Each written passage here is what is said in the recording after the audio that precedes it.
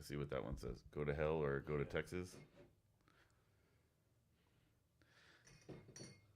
Oh, that's the famous quote. Yeah. Davy Crockett.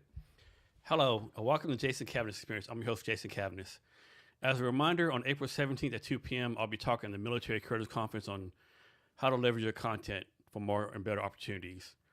Our guest today is Nathan Kaiser. Nathan, thanks for being here today. Hey, Jason, thanks so much for having me. Really excited. So we have a lot of stuff to go through today. So first I want to start off with you and your family, y'all spend a lot of time like sailing, camping, outdoor activities. Can you just talk about a few of those things? Yeah, when you've got 3 boys, the number one job is to run them. And, they're 15, 13, and 10. And as active as possible. But we also love the outdoors. We love just being out there in nature, whether it's on the water, hiking, or skiing. I'm probably going to out my wife on this one, but she's playing hooky with my middle kid and up skiing today on a school and work day. I call that good parenting right there. Well, do people going to know what day it is? Because otherwise it could be the work and the school could backtrack. Yeah, but I think that's a good experience. I think you got to put your kids out to do different things with them sometimes, right? Oh my God, yeah. Especially on a bluebird day like today. Snow's not that good in the Northwest this season, but they're having fun. How often do you go sailing? Not as much as I'd like. When I was an interesting person before opening a distillery and having 3 kids, my wife and I were racing 35-foot sailboats about 2 to 3 times a week, year round. And now I have 2 lasers, which are the 14-foot racing boats, and I take the boys out all summer. And you go camping, you go camping locally or like somewhere like totally random? Wherever possible. Not last summer, the summer before last, my oldest and I did a 50-miler on the PCT. And then this summer, the 5 of us are all going on the Bourbon trip, which is a canoe camping trip in the North Cascades in kind of northern British Columbia. Any what was I looking for? Any bucket list camping trips you want to go to? The backwoods Australia or somewhere in Africa or Well, I went to a seminar of a guy who did on his bucket list, he wanted to motorcycle around Africa and got kidnapped by the Taliban and spent 8 years as a prisoner. And I was like, well, I think I'm fine without that one. Yeah. But man, I'd love to go skiing in the Alps. You go hut to hut. Love to take the family doing that kind of stuff. And, just these one-off things are pretty special, right? Even we live in one of the best places to hike in North America with the PCT right at our back door. And we haven't even done close to all the PCT or in the Northwest. Yeah, there's so much stuff to stay and watch. I haven't done either. I've been the Flattery. What's that thing? It's like the most northwestern point in the United States. They call it Flattery Point, Flattery Park. Yes, in Nia Bay or something like that. I've been there. That's pretty cool. I've never been there. I've sailed off of that. We were doing a race from out of Victoria to Nia Bay, and then sail back. But I've never been to actual Nia Bay, sadly. There's a place it's called Ho's, H-O-H, Trail Park or whatever. Supposedly the quietest place on you earth. You didn't not Ho's Trailer Park. That's a whole thing. No, different place. Yeah, different customer base there for sure. But HOH Rainforest Trailer is supposed it's the most quietest place on our earth. Not if my family's there. Yeah, but it's pretty quiet. It's so many amazing things to do here, right? Oh, you've got the desert in eastern Washington, and we go over there a lot. You've got the mountains with the high alpine. You've got then all the timber and the rolling hills of the west side as we think about it. And then you have the rainforest and Puget Sound in between. And Puget Sound is one of the best places to sail in North America. It's protected. You've got all this amazing harbors to go to and little towns to visit. Anyway, it's spectacular here. We live in paradise outside of the 9 months of gray. Yeah, and the thing with that, we always complain about the gray and the rain, but you really have gray for 9 months or fucking blizzard at minus 25 degrees and a plethora of tornadoes going through your city. At month 8, baby, I'm thinking the tornadoes are looking pretty good. Especially as I get older, I was like, I'm cold all the time now. What's going on? Speaking of cold, today's March 30th. It was 30 degrees. Now you're going to get my wife and my kid in trouble. Well done. Yeah. Oh, so I forgot about that. No, you're good. They're It's, safe. it's March 30th, 2024. Yeah, this took a while to air. Yeah, but yeah, it's like 35 degrees or something when I woke up this morning. We had ice on stuff around us when we were walking the two younger kids It's to supposed school. to be spring. Yeah, I mean, we didn't have a winter, and no, now we didn't. we never did, right? It No. just was pathetic. And now the spring is like, meh. Yeah, because I know like in DuPont, I've been like there since 2009. Every year in March, it snows like 4 or 5 inches, right? Yeah. This year we just had like a frosting, right? Like nothing really bad. I think it's going to be a bad bug season in the Northwest, right? Yeah. We usually get a few freezes to kill it all off, but not this year, man. It's going to be, it's like going to be living in Florida with all the mosquitoes. Yeah, don't get many mosquitoes. Maybe no poisonous snakes. That's another advantage of being up here. Well, we do on the east side of Yeah. the mountains, little, rattlesnakes. Yeah, I don't know. Sometimes like they need to divide still what's like western half and eastern half, right? Because both halves like western mountain, eastern mountain, Diametrically opposed. yeah, the politics are different. Everything's yeah. so different, right? Yeah, I mean, it is fascinating. We get almost all of our grain from a farmer out of near Red Mountain, Zilla, Washington. And, it's just a different world, right? It's all irrigated off the Columbia. And then here we have rain galore all the time, right? It's green year round. And over there, it's brown and then green a little bit in the spring. Another good thing about living here, like our water here is so good, right? I mean, I don't know, man. That's like fighting words for New Yorkers, Yeah. right? And I used to live in New York, and that water is pretty good. I think the best part of the New York water, though, so New York has good water. yeah, I would never guess that. oh, it's some of the best in the world. But the best is because of the lead pipes at the last quarter mile. That's where you get that flavor. All that old piping. I used to live in an old tenement, and it was bad, but all good. And how old are your boys again? 15, 13, and 10. Okay, Yeah. man. So is a 10-year-old spoiled? No. I mean, his brothers would say so. I'm pretty sure the 15, 13 will probably spend some time, whooping up on them sometimes. Well, sometimes the youngest is the best fighter. Yeah. Because they need to be. They have to be, yeah. All of a sudden, the younger boys will get, a crock punch, right in the nuts. That's a good point. And so he's learned to defend himself pretty well. And then the older boys are like, "Well, you punched me in the nuts." And they're like, "You did have me pinned to the ground for 5 minutes. I had no other options." Yeah, there's nothing like brother and sister you love, right? Oh man, like I am a very blessed man. I've got a wonderful wife. 20-year anniversary last Wednesday, so that's great. Everybody says congratulations to me and condolences to her. And we've got 3 wonderful, engaging, respectful boys that are all doing well in school. I mean, it's awesome. So totally random, right? So I don't really watch March Madness that much, but this coach won a game recently and he did an interview, right? And he said this, I thought it was so funny, right? And so he was like, "Hey, I know I got a lot of criticism for not being a good recruiter. Well, I tell you this: if I'm not a good recruiter, how do I get my wife? Yeah. And Panda wife's like a fucking supermodel, right? Yeah, like yeah. if I'm not a good recruiter, how do I get this right? The only way I got my wife was her eyesight was really bad. That's probably a true story. So, how do you think you've been an entrepreneur? I'll put this. How do you think being an entrepreneur is been a good impact on your kids, right?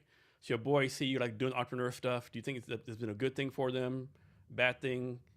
Makes any sense? That's a really good question. I think that one, we're very forthright with the boys, right? Like entrepreneurship is brutal.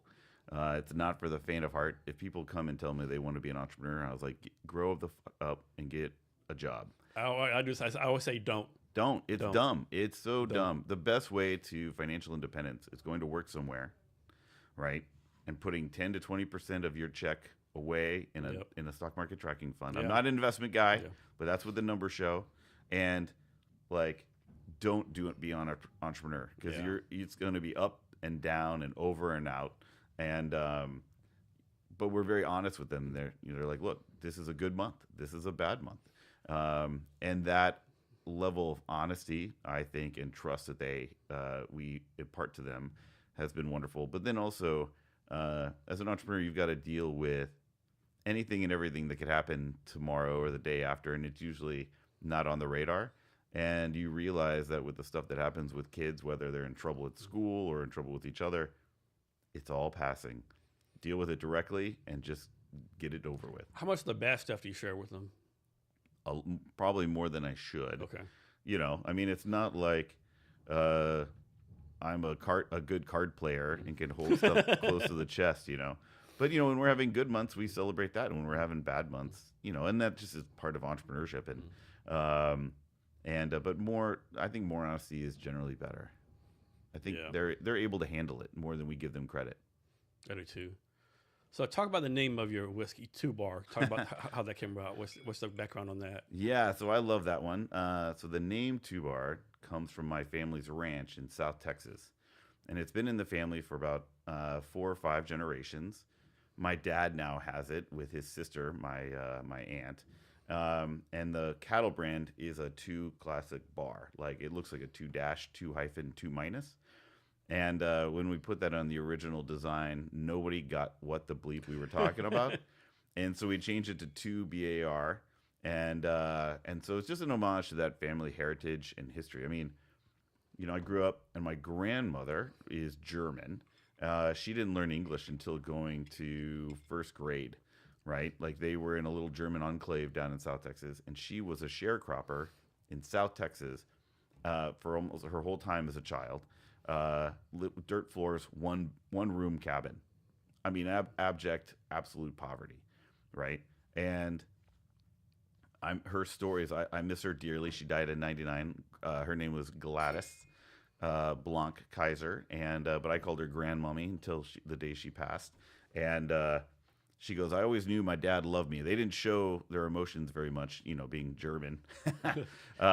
But I always knew Daddy loved me because when he finished his row of cotton, they were picking cotton. He would then finish Mom's cotton row and then come and help me, And my life, as like I said, has been blessed. I've got wonderful parents, raised just general middle class. I don't know that kind of work, man. Yeah. I don't know that kind of hardship. I don't know that kind of poverty. Yeah. And then my grandfather, he was the one who was born on the ranch and essentially died on it. His dad died when he was 8 by a horse and he was bucked into a live oak while they were working capital at dusk. Died in his own bedroom, and he was there. And so I don't know shit, man, about hard work, but I can pay homage to that legacy and that family. Great. With this, and that's where the name 2 Bar comes from. Okay. How far is Yoakum, Texas, from like San Antonio? 2 hours. 2 hours. It's about 2 hours 15 south of Austin. Okay. We're going there on Thursday. One people don't realize, I guess they don't like. There's such a strong German heritage, especially like San Antonio, New Braunfels, Austin, Kerrville. The names didn't give it away. I mean, some people don't realize, right? Fredericksburg. Yeah, some people don't realize. Some people don't make the connection, right? But there's a very strong German connection in that area, right? Very much so. Yeah. Big group of Poles as well, and the Texians as well, like the kind of the original settlers when Spain controlled it all.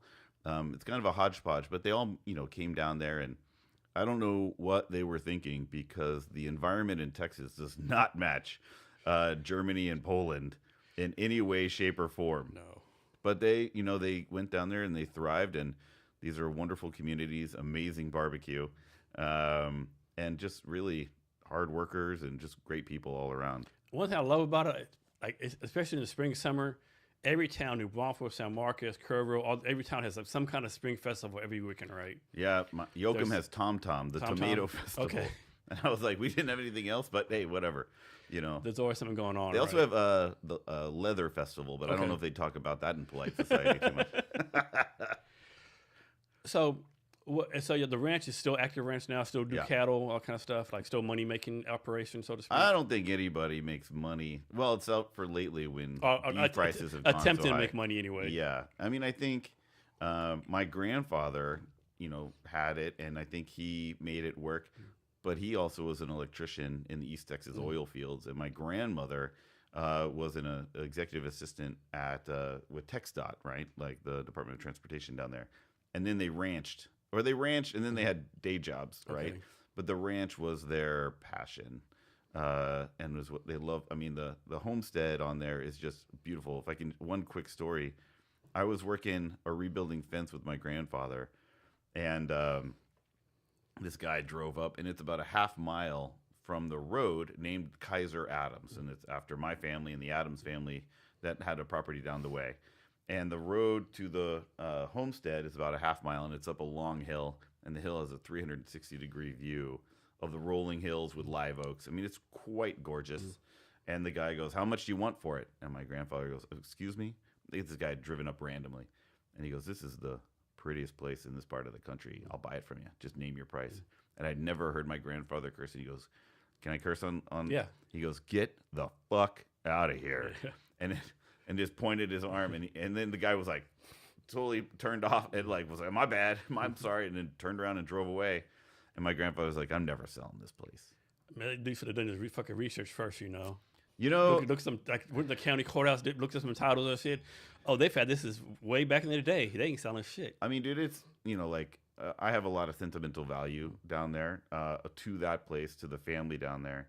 But I even had Texas soil from the ranch. You told me that, yeah. Shipped up and underneath the birthing table for our 3 boys Like who were born up here. Like a true Texan. Yeah, I mean, I'm a what do I call it? I'm kind of a walking wannabe Texan. I love my Texas roots, and I love that my boys are born over Texas soil, and I regain my accent whenever I'm back in country, as I call it. But I also love being in the Northwest, right? I mean, you don't have what we have up here anywhere else. Yeah. So how big is the ranch? It's 420 acres now, and it's down from 1,600 acres about a generation or two ago. When my great-grandfather died, it was then separated into 4 different partitions, and it was even smaller from that, right? Like these things get smaller and smaller as family generations happen and they get broken up. And they're very expensive to buy to put back into a larger contiguous piece. And do y'all like lease land out? Let people do deer hunting on your land or anything like that? I know a lot of ranchers do in Texas. No, but I think my family will hunt on it. That's one thing I've never done but want to get into is the hunting with all my free time. I'd love to bag a deer, but being an out-of-state resident, it's also very expensive. To get the statewide tag. How often do you and your family go to the ranch? As much as I can, and as little as my wife will let me. She likes the ranch, but she's not quite not a cup of tea, so to speak. And not as enamored with it as I. The boys and I will go around and just shoot stuff. Yeah, my thing, just like the country living for your boys, right? Oh my god, that's the country. I mean, I don't care if you do up in New York City. Everyone should spend at least 1 year in the country, right? Maybe not. Maybe a summer, like sometime in the country, like doing country living. Well, Jason, to be honest, I don't think I can do the summer down there anymore. I'm an acclimated Seattleite now. Maybe November, December. So hot. What's it saying? Hell is hot, but Texas is a whole lot fucking hotter. Hell is hot, but I don't know the rest of it, but Texas it doesn't hold a candle to Texas. I mean, it's like hot and humid, and when I was growing up and I'd spend my summers down there, it was like 117, 118 with like 99% humidity. And then, you're drinking out of that well water, out of the black, dark hose. And you're like, man, that's just so good. It was like 78 degrees, but it was cool comparison. I know, right? Yeah, it's amazing. Like, we grew up as a kid. Like, you play outside all day in the summertime sun. Now, like, I can't do it. No. I can't do it. Now, if it's like 70 degrees and I'm like, whew, it's getting hot out here, I know. That's Seattle, man. It's making us weak. Because it's so temperate. I know in Seattle, it gets to 90 degrees, people start dying here. Oh my God. Yeah, I had a buddy tell me a story. He was coaching soccer, and it got up to 72, and he had the kids running laps, and one of the moms pulled the kid off the field and took him home because it was too hot to run. Yeah. And I was like, "You're serious? That happened?" He goes, "Dude, it was last week." And not last. I mean, this story happened a while ago, but and I was like, "Man, that's just not good. That's not hot." When they're practicing football down there in all the gear and the in August. Yeah. Oh God. I just hurt for them. I mean, August, like in Odessa, Texas, Houston, like wherever, like it's August 10th, 2 in the afternoon. You doing Oklahoma drills. Dude, and Houston, that's a place all on its own. I mean, it has like humidity on top of humidity. And I grew up in Houston and went to, oh my gosh. Anyway, one of the elementary schools there. And I remember we were playing in the like right before school got out or school got in, and I was like, "This is hell." So talk some about your family's history during Prohibition. They did some moonshining and some stuff like that. All right. So there are rumors, Rumors, okay, that they moonshine. allegedly, Yeah, and when but it makes a great story, though, right? it makes a fantastic story, and it's really fun to think about. But there's definitely rumors about it, and I don't think they're unfounded. But I do love the story. I'm not going to name any names in the industry, but anybody who says they found a recipe in a family's credenza or in a bottom drawer of grandmommy's, trunk or whatever is full of shit, right? Nobody wrote anything down back then. So I've looked it up, done some research on it. And if you're trying to survive during Prohibition and you're moonshining, right, you're not standing by an organic, virgin grown grain right? You're doing whatever you can make or whatever you can find at that moment in time to make a little bit of the juice to keep the family fed, right? Nobody was writing down recipes. And if they did, they usually got caught by the revenuers and put in jail and didn't have a chance to have kids, right? Like it was. So anyway, we talk about that, the history of the family with the hints of the moonshining and whatnot during Prohibition. But two bar is a thing that I created in Washington. I would have loved to have a family recipe, but again, that's all bollocks. So you started 2 Bar in 2010, right? Started in 2010. But I opened in 2012, so we're Okay. going on. It'll be 14 years here soon. So 2010, 20, you actually doing research, figuring out if you really want to do this. Okay, so this is my wife's gonna hate this story. So I was doing some stuff illegally in my basement around making clarified products, right? And just for fun, the classic shits and giggles. And I was working in tech, and we just had our first son. And I said, "Hey, honey, I think I want to." She just came home. She was breastfeeding, and I walked into the room, and I was like, "Honey, I think I want to open a distillery." And she goes, "Yeah, you should do that." And I left the room immediately and incorporated in the great state of Washington, and started all the paperwork for the trademark, the name of the business, the EIN, and I was off to the races. And then opened 2 years later. So. She kind of may regrets that decision all these years hence, but she knows who she married. So this was on LinkedIn, right? So some guy named Andrew Barr put as a recommendation. I first met Nathan while I was doing research for his distillery. I'm happy to say that despite my discouragement, he persisted and did everything to be successful, basically, right? Yeah. So there's an interesting thing in the Northwest where everybody wants to tell you, no one wants to give you the hard information, right?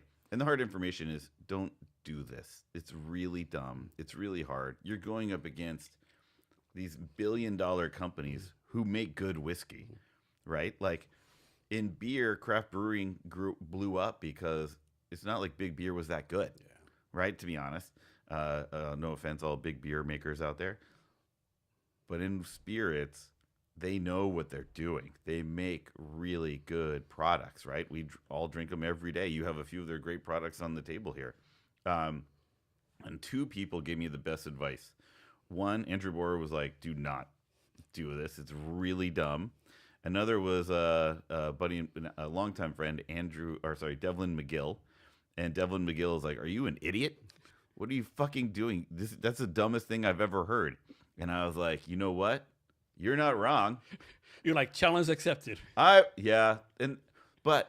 here's the thing: without that kind of advice and feedback, you're going in blind. Yeah. Right. When I opened the business, I was so dumb. I had no idea what I was doing. I didn't know that Washington was a control state. I didn't know what the difference between an open state was. I didn't know how distribution might look. I didn't even know what FOB stood for, right? Freight on board. I didn't know jack at all. And I started with no money, and I had a guy, okay, so I can't name any names on this one, Jason, but this guy came in and he started his distillery with dad's money for $60 million, right? He ended up selling the distillery for $15 million, so probably the wrong direction, right? And he came in, he's dressed to the nines, and mine was bare bones. I had a 200-gallon bulk milk tank from Oomer's Dairy, like a trough, with a wooden paddle for mixing the grain.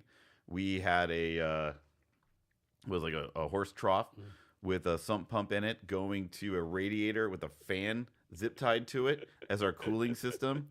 and the spirit still was a stainless steel, like kind of a oil drum Yeah. with 2 3-inch copper pipes coming off of it, and it collected like this, drop, drop, right?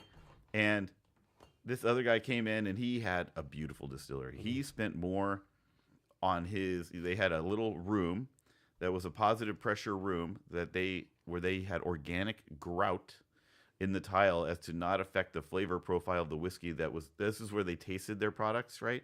He spent more on this room than I did my entire distillery. And he looked at me, having seen my just god awful setup, right? And we were running 22 hours a day, 7 days a week, just to make any product. And he goes, "You're so fucked." And I was like, "You're not wrong." And now he's no longer anywhere near the business, and I'm still here making it. And but that's also a testament to pure stupidity on my part, right? Like, you don't do this stuff if you know how hard it's gonna be, right? And then the ego gets in play, and you're like, "I'm not gonna fail." But I don't know the stats, but I think it's like when people have money to spend or blow, they tend to fail faster than people that kind of like bootstrapping like tight, Well, they fail bigger. Yeah. You mean there's a lot of data, right, that says an entrepreneur who starts in a downturn does better, Yeah. and an entrepreneur who starts with cash constraints generally does better. Yeah. And that's simply because you have to make the hard decisions as to where you put your capital. Because where that money goes is everything, especially in whiskey, where you have to lay down, we're laying down our whiskey for 4+ years. Mm-hmm. That's a lot of money laid up in liquid assets. I mean, it happens all the time in tech. Some tech company will raise $100 million A round, and next thing you know, they're buying fucking, gold-plated name plates for everyone. Everyone's flying first class and blah, blah, blah. Private jet, and they're paying everyone 6 figures. The next thing you know, you remember that company Convoy? I do. I have a friend who was a co-founder. Or you? Oh, wow. Okay. Like they out of nowhere, like what? How the fuck they fail, right? Yeah. Well, and there's so many stories like that. I don't have any insider information on Convoy, but they started with a lot of money, and they also went after. I mean, every industry is difficult, but they're going after trucking. Yeah. People still send faxes in trucking, right? And it's like all paperwork, and that they went after a big one, and I applaud them for doing it.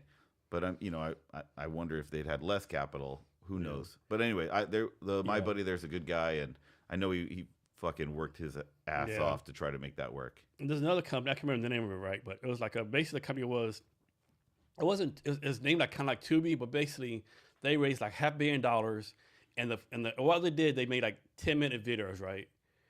And they like shut down in 6 months. Oh yeah. I used to be in tech. Yeah, they had Anna Kendrick on there, big names, and it's really easy to raise capital when it's just an idea. Yeah. It's harder to raise capital when you have a real P&L and a balance sheet, and maybe that's not going in the right direction, right?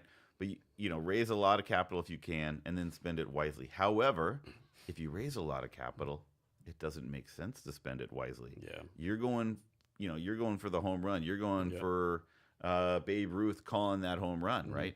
They don't want to make a little bit of money on their capital invested. And they will accept a big fail. Yeah. I didn't have that. So I had to make hard decisions, right? Like we don't have much merchandise. We still don't have much merchandise, right? And I thought being in Seattle, we'd have people walking out lining up out the door every morning. We're in Soto. Nobody comes to Soto, right? It's a great area, but people go to the stadiums and they go home from the stadiums, or they go to work and leave. And so I had to pivot personally to be like, okay, we've got to be in retail, and we got to be in bars and restaurants, and go distribution model, right? But not having money means we had to make those hard decisions and make them quickly. So have you heard of a place called Smokey Joe's Cigar Lounge in Five?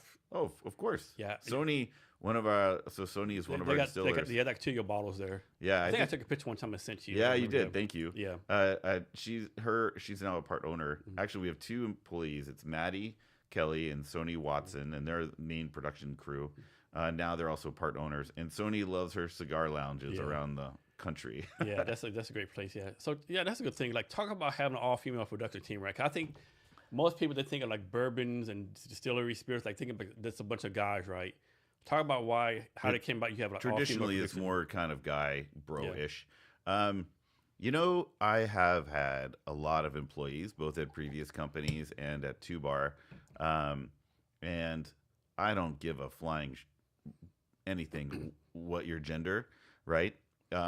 Maybe I'm need to be more mindful of that. I don't know, but Maddie called cold called one day in an email. She's like, I want to learn how to distill, and I said, come on down.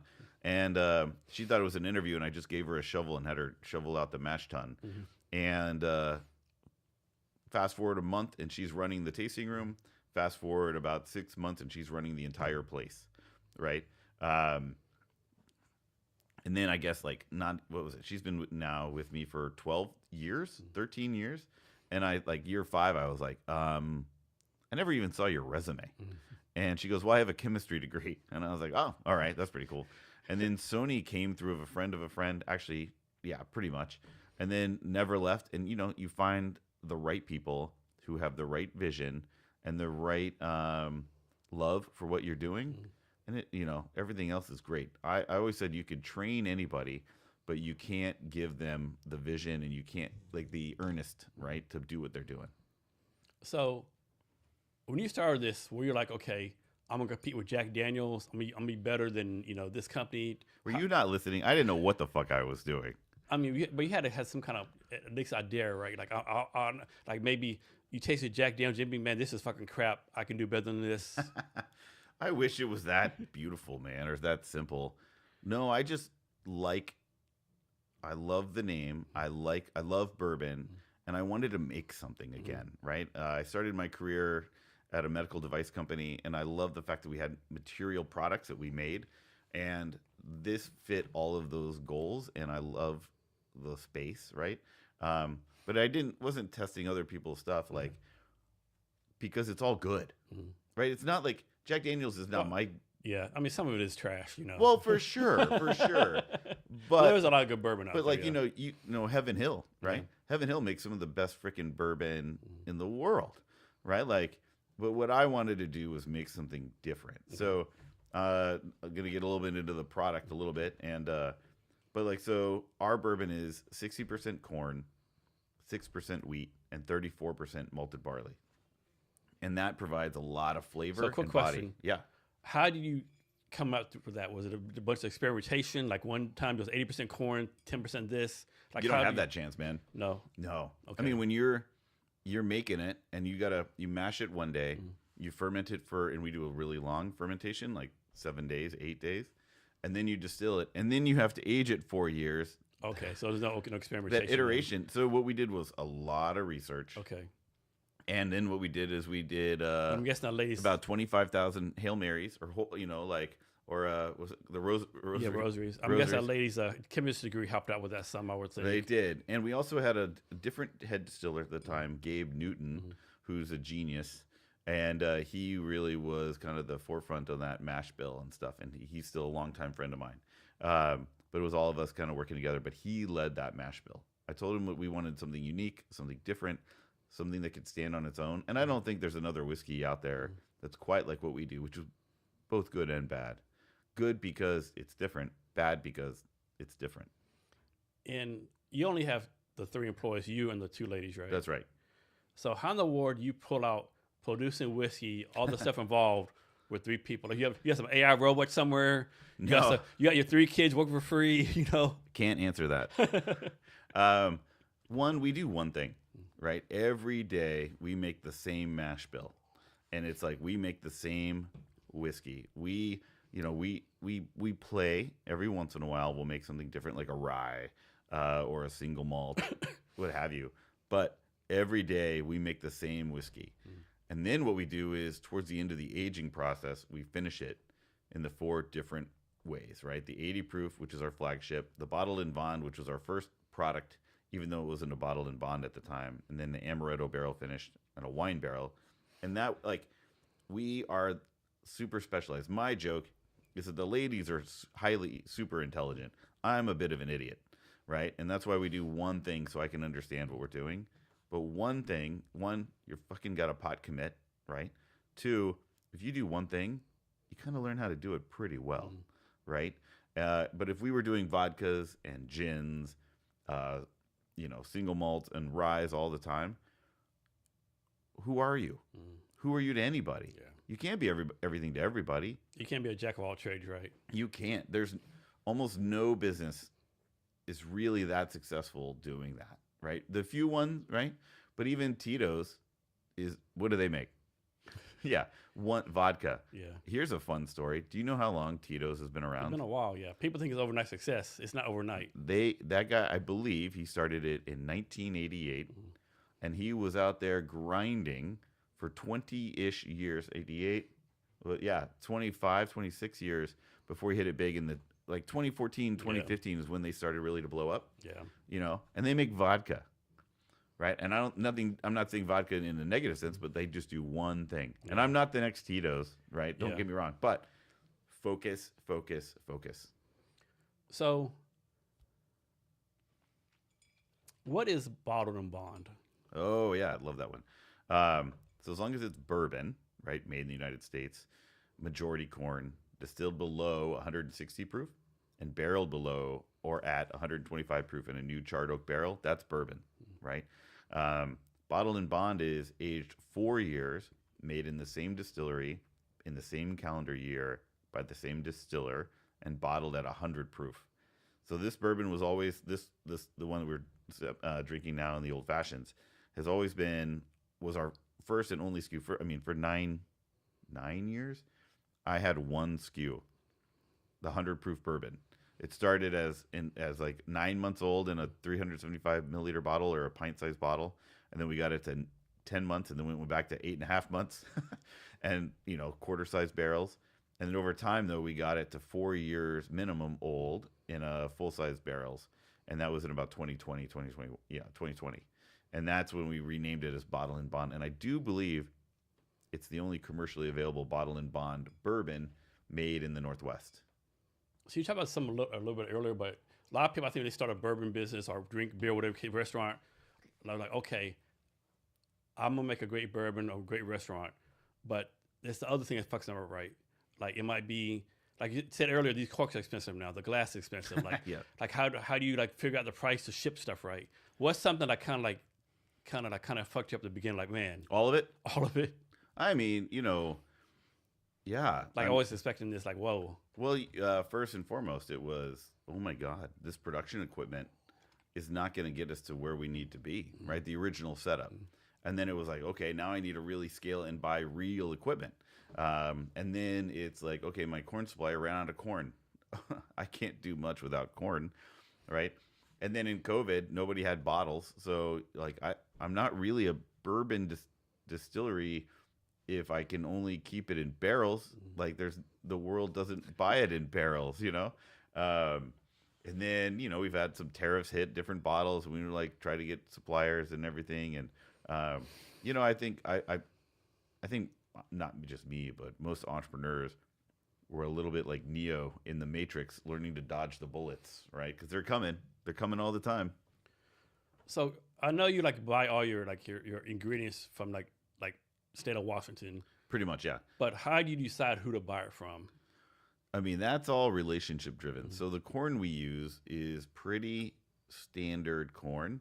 And then it comes down to the relationships, right? We really like buying from W.S. Winkler Farms in Zillah, Washington. But if there's a chance that he's out, we also have a fallback, like Epic Greens and others. But I like working with really fun and cool people. I think I've heard this a lot in the recent past. It's like we have a no assholes policy, right? You may give me a great price, but if I can't trust you or if you're an asshole, then I'm not doing it. It's not worth it. So how do you go about it, as far as checking the quality of the corn that how does that work? Or you just, okay, I've done business with them for so long, I'm going to just trust them? Yeah, I mean, it has to, because we won't continue to buy from them, right? And most people are trying to do their best as well, right? Sometimes mistakes are made, we had corn accidentally shipped over on a flatbed, and I don't know if you know, but it rains a lot in the Northwest, and the corn got wet on the outside and molded up, and we had to, chuck it out. Well, we don't chuck it out. We give it to a farmer who feeds it to their dairy cows, but, these things happen, man. And we just worked with the farmer and said, hey, we can't take that corn. And, it was a lot of money to him. And I think we ended up splitting it or something. Yeah. Things happen. Yeah. That's a good way to do business. Yeah. It's the long game. Yeah.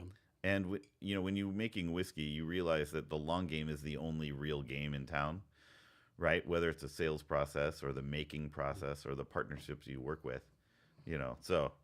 So we talked earlier about your product being the Smoky Joe's.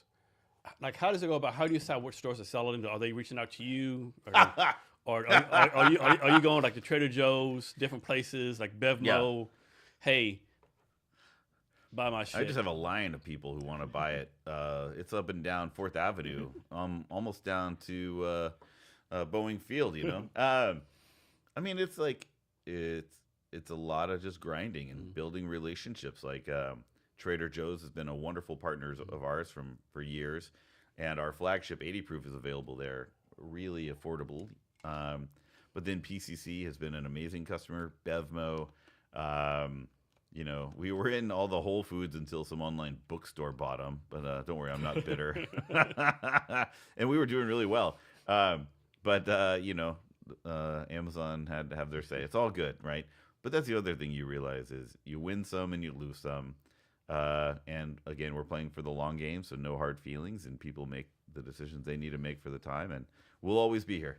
So how do you go about like balancing like the things you can't control versus things you can control? I drink a lot. No, I looked right in the camera like guilty. Guilty is charged. I don't know. You just got to let it roll off your shoulders, right? You can't overreact. If you were to overreact, your life would be miserable, right? I mean, I tell my boys that my theme song is what is it, Frank Sinatra? Do It Your Way or something like that? No, it's more like Riding High in April. That's life. Riding High in April, shut down in May. Yeah. That's life, right? And I get back up off my face and get back. I can't sing worth shit in the race because that's it, man. I mean, when you were in the Army, right? It's like that was the job, right? Get knocked down 10, get up to 11th. Yeah, yeah, that's right. It's the only option, I think. And this is a little too silly meta, but that's life, man. Yeah, it is. And so many people have had it harder. And like I just count my blessings every morning, and my wife and I will drink our coffee in the morning before the boys are up, and we'll just, hopefully most mornings, not all mornings, but we'll drink our coffee, and you just have so much gratitude for our relationship, for our family, and for where we live, and for what we do, right? And that's I think that's how you deal when you get slapped in the face or punched in the gut. So what's like a bucket list store you're not in yet you want to be in? All of them. Well, I mean, all joking aside, I realized you have to, like, we don't have a big marketing budget, right? So I realized we need to be where the consumer is and where it's easy for the consumer to get us, right? The average customer doesn't have time to drive by and drop by Soto and pick up a bottle. But they do have time if they're at, and we're in most grocery stores in the Northwest, and we're in about 20 states around the country, right? So we have pretty strong distribution for a small team. But you need to be where people are so they can grab it, and you need to be affordable, right? Like our flagship is like between 24 and $25 at QFC and Trader Joe's. That's a 4-year fucking bourbon made all locally from all Northwest grains that's really affordable. We do well on it, our partners do well on it, and the customers do well. So you got to be where they are, and you got to be affordable. So something off the subject. I actually kind of on the subject, right? So I found this on LinkedIn too, right? Supposedly, I'm reading this off. An interstellar comet packed with alcohol was found in the 3-1 Atlas. Suppose this 3-1 Atlas thing found molecules in it with alcohol molecules. Oh, 3-1 Atlas. Yes. Yeah. The interstellar had like molecules of alcohol in it. Like, that's. I know. I thought about flying out there and getting some. That's fucking. Can you imagine making bourbon off of that? The price you could charge. Yes, I actually thought about that. I thought that was so amazing. And I reached out to two of the North American rocket entrepreneurs, Bezos and Musk, about putting a barrel into space. I'm still waiting on a response. I thought that'd be pretty cool if we could put one of our barrels onto one of their rockets and send it around the, in the stratosphere, not stratosphere, but in the outer space for a little bit. Maybe their emails got in my spam folder or something, but haven't heard anything back. So another thing you started doing recently is like you started reselling your barrels. Yeah, well, we've always done that. Okay. Yeah. I guess I always thought once it was done, you just like kind of threw it away or something like. Oh, waste not, want not. Maybe not sir. throw it away, but maybe like put your own bourbon back in it or something, or. Yeah, so bourbon is crazy in that it's a single-use barrel, right? If I put new make whiskey in a used barrel, that's corn whiskey. And do you know the market for corn whiskey? Not very high. Well, mellow corn is a corn whiskey, right? And that's just flying off the shelves. And it's because that first use of that barrel gives so much flavor and color. Like, I mean, look at the color on that. And that's a 4-year whiskey, right? I think. I won't say the name, but you can see it. Like, look at the color. And it's like, yeah. So that new barrel gives so much color and flavor, and is really the secret sauce afterwards now. So we work with a lot of breweries. We work with a lot of other distilleries, and maybe a winery or two to sell our barrels so they can do stuff with it. And what are the barrels made out of the same wood all the time? Is the wood changed? Dude, I'm the most boring guy okay? So one and done. I make bourbon, and I use new charred oak bourbon barrels. Okay. Like, we don't deviate from the true and one path. No. But how did you come up with that in the first place? Why that one? The barrels? Yeah. Well, that was fortuitous, right? So when I was starting, I was like, oh, shit, I got to buy barrels. I mean, Jason, like, I should write a book about how not to be an entrepreneur, right? I never did a business plan. I was like, well, buy corn, make bourbon, sell bourbon. What else is there? Turns out it's pretty goddamn complex. And I've succeeded almost in spite of my own stupidity, right? But all joking aside, I grind, right? I grind hard. I build long-term relationships with people, and I learn quickly. I've made many, many mistakes on this path, but none have been obviously career-ending, and none have been too expensive. Talk about the points that, like, as an entrepreneur, like, going out there, like you said, grinding, right? Like experimenting and learning from mistakes, doing it over and over and over again. Like, some people like, oh, I started a business Monday. I don't have $1 million on Tuesday. Let me fucking quit, right? Right. Yeah. Of course, that's like a generalization, but. So my joke is I attempted to date a lot in high school and college and got used to rejection early, right? But there's some truth in that, right? Like, that's one of the things I talk to my boys about is, like, rejection is almost as important as winning. It builds up a muscle. Because who the fuck cares if someone says, I don't want to buy your bourbon right now, right? Like,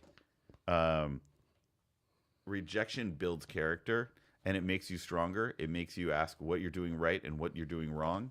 And I mean, in the early days, I was going, you need a, yeah, here. Thanks. I'm going door to door, and these people, whether they're running a bar or an independent store, they don't know who the fuck I am, and they certainly don't care, nor should they. But I kept going in, pretty tenacious about it. I was like, "You said no today, yeah, maybe not tomorrow." You didn't say no forever. That's right, and some did, and that's okay. But without going for it, like, life is so short, and you were asking about your bucket list for, travel or camping and all that jazz. My bucket list is like, I want to build this thing. And I also want to build my family. Like, we have an amazing relationships, and everybody's doing well. But, like, I fucking want to build it. And my goal in life is to build it, right? And if that's it, man. And I'm willing to take no, and I'm willing to get laughed at. I've been laughed at. I've been heckled. And, you go, I won't say the bar's name, but I was in a bar in San Francisco downtown. and I was, what's the word? I was wet under the collar. What is that the right term? Yeah, I think so. Yeah. So I was a novice, right? And this lady, man, fucking laid into me. What the fuck? Why should I? What is this shit you're making? Blah, blah, blah. And I said, well, you know what? Thanks for the feedback. I went back 2 months later, and I went back 2 months later, and finally she bought. Yeah. Right? Because people don't see people grinding and the tenaciousness and there was nothing negative about them saying no, right? That's their prerogative, and I'm more power to them. But I will be respectful of the no, but I'll be back. I think one thing people get wrong too, I think a lot of people that go try to sell something, they hear no, they'll go back right. Yeah. I think a lot of people, when someone comes to selling, like, I'm gonna see how often they come back right. You're like, Yeah, I think it's a test. I think people do that for real, right? You're probably right, but also Just like if you get email from someone you don't know, the fourth or fifth email, you're either gonna put in spam, like, or you might answer them, right? that's a fair point. But I also think too, you don't know what they're going through, right? They might have had a really bad day. Yeah. Their business might be really suffering and they don't have time. And give everybody the grace that they deserve. Yeah. Because we're all human, right? We're all fallible. We all make mistakes. We can all be jerks sometimes.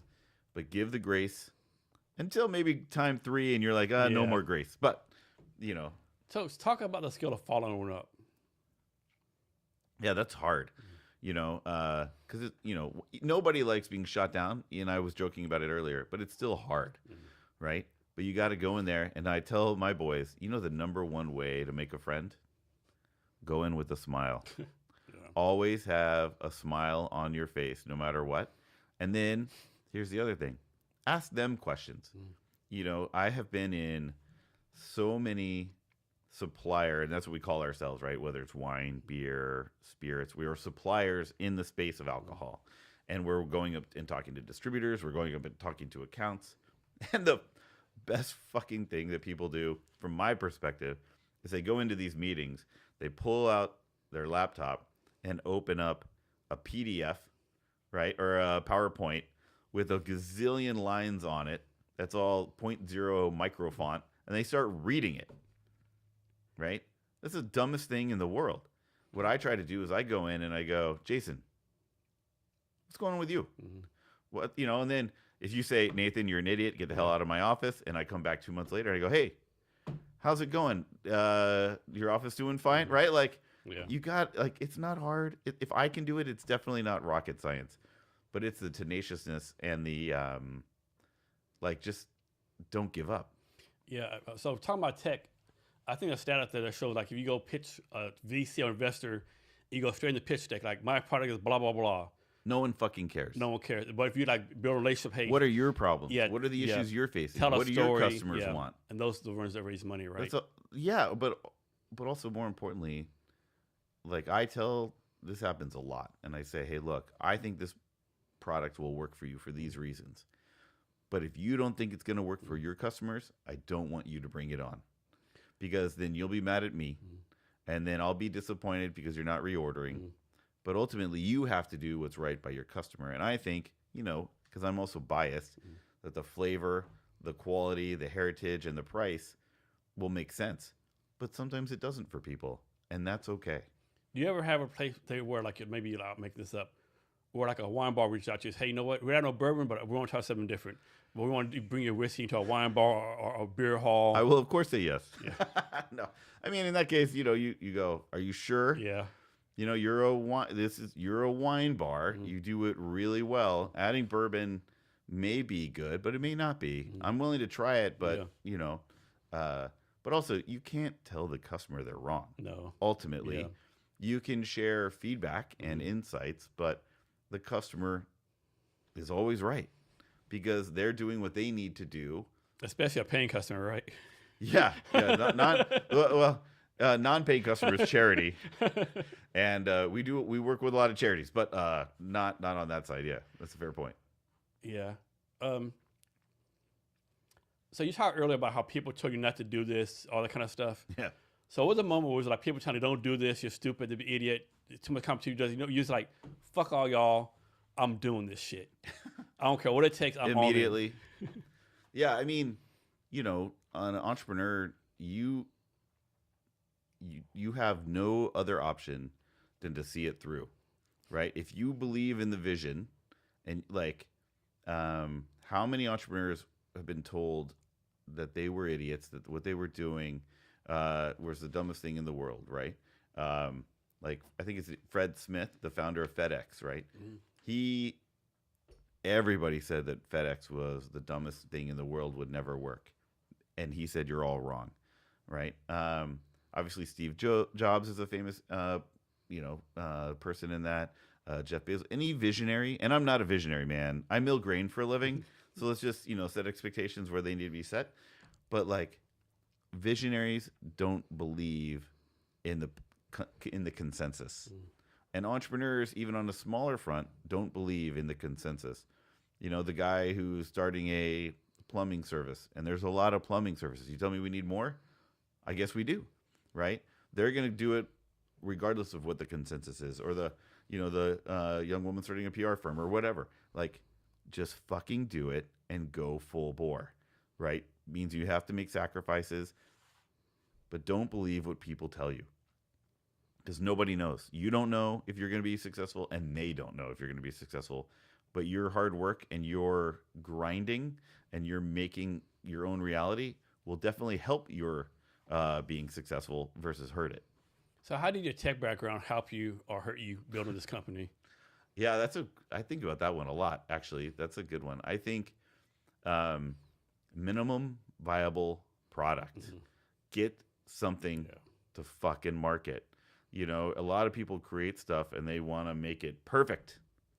And the perfect is the enemy of the great, right? I'm totally flubbing that line. But, my first bourbon, man, was like 9 months old in a 15-gallon barrel, and it was good, right? But if I was still selling that bourbon now, I'd be dead man walking, right? And this next batch was 9.5 months old, or what have you, right? And the third batch was back to 8.5 months. I make it go in the wrong direction. But get it done. And also, I think too is efficiencies and compartmentalize. Like you walk into Two Bar and you've been there, right? It goes grain, mill, mash, ferment, distill, age, and bottle. All very logical and very efficient. And I think that has allowed us, like, not having a lot of capital. You see distilleries or any production facility, the product comes in here, then they have to do something over here, and then they got to move it all the way heck over there. That's just dumb, man. You have to be efficient. And that is one of the things about tech that I think I got early. So efficiency, MVP, and capital constrained. How to run something with almost no capital and how to grow it. Talk about this, right? So in the tech world, they always talk about, MVP. They talk about, do your MVP, call people, do beta testing. But people, they forget, it's not easy to have people beta test your stuff, right? It's not hard. You just can't call up 20 random people you don't know and, give me 30 minutes for you. We have like Google reviews and Yelp reviews, and oh my God, never read those though. Those are evil and vile. And you would think that like somehow people we have whiskey and we just whiskey. We just make bourbon. And these people are like, the things they say, you're like, where are you getting this from? Yeah. Why are you so mean about it? If you don't like it, that's fine. But also, if you've had pickles for lunch and now you're drinking bourbon, you're going to have a bad flavor profile. Yeah. Don't put that shit on me, Ricky Bobby. Like, that's on you. But, the best feedback, hands down, is the repeat customer, right? Like, our 80 proof, our flagship, grew at some retailers by 45% organically last year, right? Their depletions, how they were selling it, increased 45%. That's a 30% growth. I'll fucking take that over some idiot online telling me I'm an idiot, I'm a jerk. Or I shouldn't say they're idiots, but I guess the cat's out of bag. Yeah. But the real test in our business is, do people reorder? And they almost always do. So you said you've been with Trader Joe's for a while? Yeah. So they're like pretty reliable customer. They're a wonderful customer. So look, this hypothetical, right? Let's suppose whoever you deal with came to you like next week and say, you know what? Great relationship, love your bourbon, but we're going to go another way, right? Yeah. Nothing against you. Like, we're just doing something different. What you like? Okay, I mean, you're not going to beg them to keep your product. But how do you go about like, hey, here's a better deal. Like, what can I do? Well, I think that's a tough one because as a supplier in this business with a lot of suppliers in the business, right? I think there are something like 5,000 distilleries, 10,000 distilleries in the United States, up from like 3,000 when I opened or 2,000. They have all the options and there's no contracts. Trader Joe's or anybody, we love the Trader Joe's account, right? We try to take good care of them and we try to manage that, but that's their prerogative. They can do whatever the hell they want, whenever the hell they want to do it. And you go, well, thank you for coming to me. Is there anything I can do? And if there is, let's see if we can meet in the middle. If not, it is what it is. But I will say too that most accounts want to work with you on stuff. Yeah. Like it's usually, if it's working for them, it's working for you. Okay. Right. If it doesn't work for them, you'll know pretty quick. Right. Like if they don't reorder, there's a reason. Or maybe they don't order as much as they did last time. Well, and that can happen. But that could also be at a macro level too, right? I mean, we grew 30% last year, but we lost 30+% of Washington distilleries in 2025, right? There's a lot going away. And so I knock on wood, but I'll knock on a enclosure, a cap there. We're growing, but dude, it's a brutal business and it's dog eat dog and open warfare. And those with the best bourbon or the best product at the best price and the best provenance, what have you, hopefully will win, but they don't always, right? Sometimes it comes down to other variables that you have no control over. So is there a difference between building like a software product versus building like a physical product? Yes. Yes. One, you can outsource a lot of your software development internationally. We can't and would never do that. Two, the ROI on software can be pretty quick. The ROI on bourbon is not quick, right? I remember I went from a product, a software release like every few weeks or every week. Now I'm like living off bourbon. I'm selling bourbon that I made 4 or 5 years ago. So it was laid down in 2020 or 2021. So that's a big delta. What stores in Texas are you in, if any? We are not in Texas, ironically. Okay. I did. That is very, very, very I'm working on it. At least a Yoakum, Texas 7-Eleven. Well, on what is today? Monday. On Wednesday, I got an email from a lady who runs a store in Yoakum wanting our bourbon. But we're working on a distributor down there right now. But it takes time, So I don't know if you heard this. Which kills me. So obviously you know what Buc-ee's is. Oh yeah, I love Buc-ee's. Did you see it a week ago where the Better Business Bureau gave them like an F? What? And people were like, people comment, first of all, no one's cared about Better Business Bureau since 1993, Yeah. Why did they get an F? I don't remember this. They gave me an F for some reason, yeah. I mean, you are so out of touch if you're giving Buc-ee's an F. Yeah. I mean, the only person that matters is the consumer. Yeah. And the consumer or the customer loves Buc-ee's. We're talking about Buc-ee's in Seattle, Washington. There's no Buc-ee within like 2,000 miles. Yep. So who cares? And I dare anyone go to Buc-ee's and I spend at least $20, $30. Oh, man. I mean, the experience is amazing, right? We, like we said, we go down and the boys are like, we stop at Buc-ee's. So we always fly into Austin because we have friends and family there. And we're going to spend a night at a friend's house in Austin who we just adore. And we're going to drive down to Yoakum. And when we cross I-10 right there, there's a Buc-ee's, and it's the largest one in the world. Yeah. And we have to go in. It's not optional. And the boys just love it, man. I mean, that car is full of stuff. Everything. I got to be nice. Because I love Buc-ee's. It's everything. I mean, but they realize they're not in the gas business. No, definitely not. They're in, the kitsch. Is that the right term? I think it is. Kitsch business. Yep. And they crush it. Yep. And like know what business you're in. That's the only thing that matters. Like I joke about it. I'm in the bourbon business, but I'm not actually. Yeah. Do you know what business I'm in? I'm in the relationship business. When you have a glass of bourbon, Jason, like if you're having it on your own, you're celebrating a moment in time that can never be replicated. Yeah. But if you're celebrating that, if you're having that bourbon or that glass and they both have a glass of two buddies that you haven't seen each other in 5 to 10 years and you're reconnecting, I'm in the memories and relationship business, right? We facilitate community and relationships, conversation. Bourbon is just a mechanism. Yeah.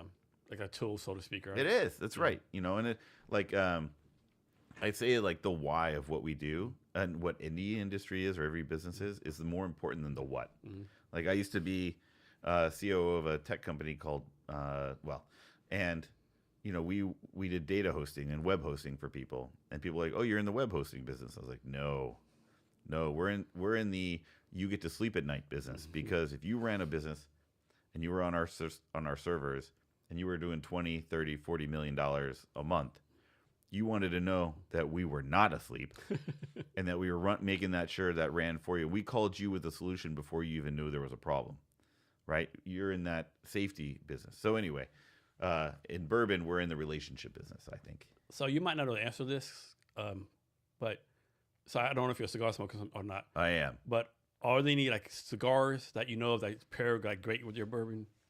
I've never had a bad cigar with 2-bar bourbon. I mean, obviously, yeah. But which one is like better than most? I'll be honest, man. I love cigars, but I don't know my cigars. I wish Sony should be here. Mm-hmm. Sony is our cigar smoking aficionado. I usually go for like a little bit of a lighter cigar. But I will say like the Bottle and Bond that we have here stands up really well with that. The darker, heavier cigars, I'd go either the wine barrel finished, which is a little more savory, or our 80 proof bourbon. But I'm so discerning that any cigar with my bourbon and you had me at hello. Great answer. So what is your growth plan for the next year, next 2-3 years? What's your growth plan? One, slow and steady. So you don't know. Well, you don't want no rocket. You just want slow and steady. There's no logarithmic growth, right? I mean, being that we make everything, I'm living off whiskey I made 4 years ago. So there is a growth potential, but it's not logarithmic, right? Mm-hmm. That's the other thing that's different from tech. In tech, you just go, we're just spinning up servers, right? And you can grow in the classic hockey stick. But we have to grow slowly and methodically. And because we're not spending gazillions of dollars on marketing, and we're not doing billboards around the country, right? I'm not no Joe Rogan podcast ads. Not doing Joe Rogan podcast ads. I do have a few podcasters that I like, and I'm not sponsoring them, but I ship them bottles just as a thank you for what they do. And one of them has them behind him in the podcast, but he has them turned around. And I was like, this son of a gun. Yeah, that does no good. Yeah. What? But it's okay. I didn't send them for that reason. Yeah. I just, for them to enjoy. But I mean, it's slow and steady. Like I don't want to do anything else, right? Outside of being a husband and a dad, I just want to make whiskey because it's a gift. It's awesome. So how does this work, right? Like suppose this is 2026, right? Post 2026, 2027, the corn crop is fucking stellar. It's off the chain, whatever. It's really good. Great corn. 2028, sucks for me then. 2028, something happens, right? And there's a drought or the corn's bad. Like how does that play into like your bourbon making? How good or bad the corn is or why? And it has nothing to do with that you control, right? I've never thought of that. So we've been doing it now making for almost 14 plus years, right? Because it took a while to get it up in a bottle. And we've had droughts, we've had everything. But the good thing about Washington State is we have the rain and it's all irrigated. The thing that would probably be really detrimental if there was pardon the interstellar reference, like a blight or something that killed off the corn. But I don't think that's going to happen. So we've never had that issue. Okay. And knock on wood, right? Because it's not been a problem. So why is it important to get all your stuff as much as you can from Washington State farmers, like buy local, so to speak, versus buying from Venezuela or Mexico or even Texas? Yeah. One, it's important for us, right? I remember traveling the back roads of South Texas with my grandfather, and man alive, dude, I learned so much from that guy. Not necessarily, one in just his knowledge, but two with how he interacted with people, right? One of my favorite stories is we drive up to this feedlot in Hoheim. It's like Hocheim, Hoheim, Texas. And he pulls up, backs up the truck, and this old gentleman starts loading the feed, right? And I was a smart ass, dumbass teenage kid, right? Like full of piss and vinegar and ego. And I was like, yeah, this guy's good. Let's get it loaded and go. And my grandfather goes, and I don't remember his name. This was a long time ago, 35, 37 years ago. I was young, 12, 13. And my grandfather goes, Dave, how's the family? Mm-hmm. And like, we're in the middle of nowhere, right? We drove hours to get to this place for some reason, probably because it was cheaper. And my grandfather loved a deal. And he was like, how are your children? Right? And this guy was a laborer his whole life. Like, he might have been 50, 60, he could have been 70, and his body was broken. And my grandfather knew everything about him. Right? I mean, that stuff matters, right? So much. I still get emotional about it. And in that moment, I learned it doesn't matter who the fuck you are. We're all. I get a little emotional. Like, we're human in this endeavor. We're all human on this planet that goes round and around, and we need to treat each other like that, And it was an important lesson for a young man to learn. I mean, he knew their ages, and he probably had only seen this guy the year before. Yeah. Right. And I my grandfather was a pretty sweet dude, as was my grandmother. But I digress. Anyway, and that's why we try to be local, so we can know the people, because it's fucking, life is short, man. I mean, I'm 50. It's so short, right? Yeah, I'm 50, and I'm like, holy shit, how much do I have? Less than half my time left. Have you seen this? I think they made this calendar, right, from the time the universe started to when humans we came. don't even exist. Yeah. We're not even a blip. We're like a microscopic 10 p.m. blip. on December 31st or something like that, right? Yeah, I mean, the human lifespan, say you lived to 80, right? My wife's grandmother, it was 95, 96, which is a good run. Just passed, sadly, loved her. But it's not a long time. It's not. And how many of us waste stuff like watching Netflix or doing bullshit, right? How much? Let's not talk about that. Yeah, how much don't do stuff. And and those previous generations, dude, they worked. Oh yeah, they didn't. You didn't need a gym back in 1821. You don't even know fucking gym. No.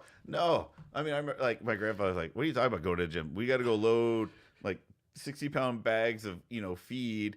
We got to load them into the truck, and we got to climb up ladder to load them into a feeder." And you're like, I'm dead. And he's like, oh no, that was the first hour of the day. Yeah. And it was like 118 degrees. What do you mean break? Your break is when you throw it and you get another one, a little seconds between that. That's your break. They do lunch well, right? Like or dinner, right? Because dinner is lunch, and supper is our dinner. Yeah. And he did nap, man. Yeah. That guy knew how. Like, he would come home from working on in the ranch and just filthy, dirty, dusty, sweaty, take off all the clothes and walk in just with his briefs and go right to bed for an hour. Yeah. And then come back. I was like, all right, let's go. And I was like, I'm tired. Yeah, we're not built like that. At least most of us ain't built like that. Not anymore. No. Here's a question for you. I ask on a podcast sometimes. So you have three options: stay where you're at today, right? Or go 500 years in the future, or 500 years in the past. Ooh, can I do all three? Nope, can't do all three. See, an entrepreneur wants to do all of it, right? Fuck, that's a tough one. Because I love sci-fi, and I would love to see what the future holds. But I really love my fucking life, man. It's not easy, but I wouldn't want to leave. I want to see my boys grow up, and I want to grow old with my wife. I'm an old school dumbass that way, I guess. I do. That's my answer too. I do the same way, because 5 years future, people say, "Oh, scientific stuff or solve problems." Yeah, but what if we blew each other up? Or what if there's a sign? Oh, I don't. We're not gonna do that. Or there's a sign that says we over to Mars, right? Yeah. And me, I'm not built for 500 years to pass, right? No. The diseases, the shit that going on. You lived to 30. 500 years. Okay, so 500 years in the past would have been right around 15, 26. Black Plague. Fucking death everywhere. Yeah. Everyone, right? if you had No immune 12 system. kids, 2 survived, Yeah. you'd be on your 3rd wife because they'd Yeah. all have died in childbirth. Not a fan. And you probably fought in 3 wars because the Lord of the area And- took you in the army. And like that old joke, right? Everyone says, I'm a born again Joan of Arc. I'm a born again, right? All this stuff. Like, I'm reincarnated Joan of Arc. I'm reincarnated king or queen. No. They were all peasants. Yeah. They all lived hard, brutal, short lives in absolute filth. One thing makes you laugh too, you see all the time these people like, here's my coat of arms. Motherfucker, you weren't no fucking king. No. Your generation back were fucking serfs or laborers. They were all They have no serfs. coat of arms. There was no coat of arms. And like, I mean, I do love it. It's kind of fun when people are like, "Oh, I'm related to this person," and I was like, "Who cares? Doesn't mean anything." But 500 years ago what I would love to go see is like 5 million years ago, right? That would be cool. But yeah, I like it here and now. Like, we live in the best time in all of human history. People are divided and people hate shit, but this country's always been like that. Yeah, The whole world's been like that. like someone did a post on TikTok one time. It was pretty funny. He was like, I'm getting tired of people saying that the war is so violent, right? And all the violence, like he was like, Cain killed Abel. The third person killed the fourth person. Yeah. Humans have always been violent, right? Well, back in the day, it was like it was tribe on tribe. It was tribal warfare. You would go to the next tribe over, kill all the men, take the women, and adopt the children, if not kill the boy children, right? And like, we've been killing each other since time immemorial. It's a human DNA enforcer, right? And we live in a time in which we have a little more control on that, and more of us are living in healthier, longer, more fruitful lifestyles. It's like the fucking best time to be alive. Yeah, and like you said, people do bad things, but like as far as like the diseases are down, all the metrics as far as like human survival have all gotten better, right? Right. That's right. Like, I'm 50. I would have been a great grandfather if I was even alive. Yeah. Right. 500 years ago, now humans live to 50 and 60 and 70, but not many of them. Here's one for you. So in the Bible, it would say, so and so lived 900,000 years. Yeah. So was a math different or like. I don't know. I'm not a biblical guy. But I wonder if it was more. I just don't know. Yeah. I always thought that was interesting, right? Like the Bible says Noah lived 800 years. This person lived 300 years, and then it's like that. People started dying at 35. But remember too, the British used to say that Napoleon Bonaparte, was super short, and he was actually like 5'7" or something. 5'8". He was the same height as the British, but they just had a different measurement for the foot. And it probably had to be like they're trying to make him look like fucking shrimp too for like branding, not branding, but war fighting, whatever. Fake news. Fake news, yeah. not to get political, but I mean, it's been there since day one, right? Yeah. Like, oh my gosh, I was just in Philly. Benjamin Franklin, right? One of the things he did was write horrible things about everybody else, just to smear them in the political campaigns, right? That sounds familiar. So some things never change, right? No, sir. Yeah, one thing people don't realize, all this stuff going on, like if you go back to Roman times, Egyptian times, the same things were happening, right? Same backstabbing. No, Egyptians, you were all slaves. Yeah. Right? Everybody was a slave back then. Yep. Right? Like, no, everybody, like, life was hard. And it's not in the hard way that we can imagine where it's like, oh, my internet is out. Yeah. It's like 80% of my family's dead from the plague, randomly. Imagine having this job, right? Suppose you live in, like, we'll say, whatever the place in Germany is now, right? But it's called back then, right? And there's no toilets, right? And all the all the kings and queens, they're on the 20th floor of the castle. They shit in a hole. The shit goes down to the bottom. And that's your water source. And your water source. Yeah. And your job is, like, kick this shit and put in the water. Yeah, no. I don't think we realize how far and fast we come. Like even 100 years ago, there's no electricity. Yeah, most people had outhouses. Well, I mean, it's like you went from seeing electricity to a man on the moon, right? And we think change is rapid now, and it is. But the 20th century, 1880s to like the 1999. Human brain has never seen anything like that, right? So, like in the fact that we have a computer, in our like this is not a phone. No, it's really just a camera. Yeah, that's like the camera. But I'm using it now. I go, hey, ChatGPT or Yep. whatever, answer these questions for me or do this for me. And you're like, we live in the best time in human history. Not everyone agrees with me. And I'm with you though. This is the best time in human history, right? it's, dude. And I look at, here's another thing that everybody bitches about the next generation. I don't know if you've seen this, but I interact with, like, so I have 3 children, right? High school to junior high to elementary school. And through them, I get to interact with a lot of kids because we're involved in the school and scouts and all this stuff. And these kids, man, are so smart. You give them 2 or 3 data points and they can extrapolate way farther than anyone that, like, my generation can, or at least for me, than I can.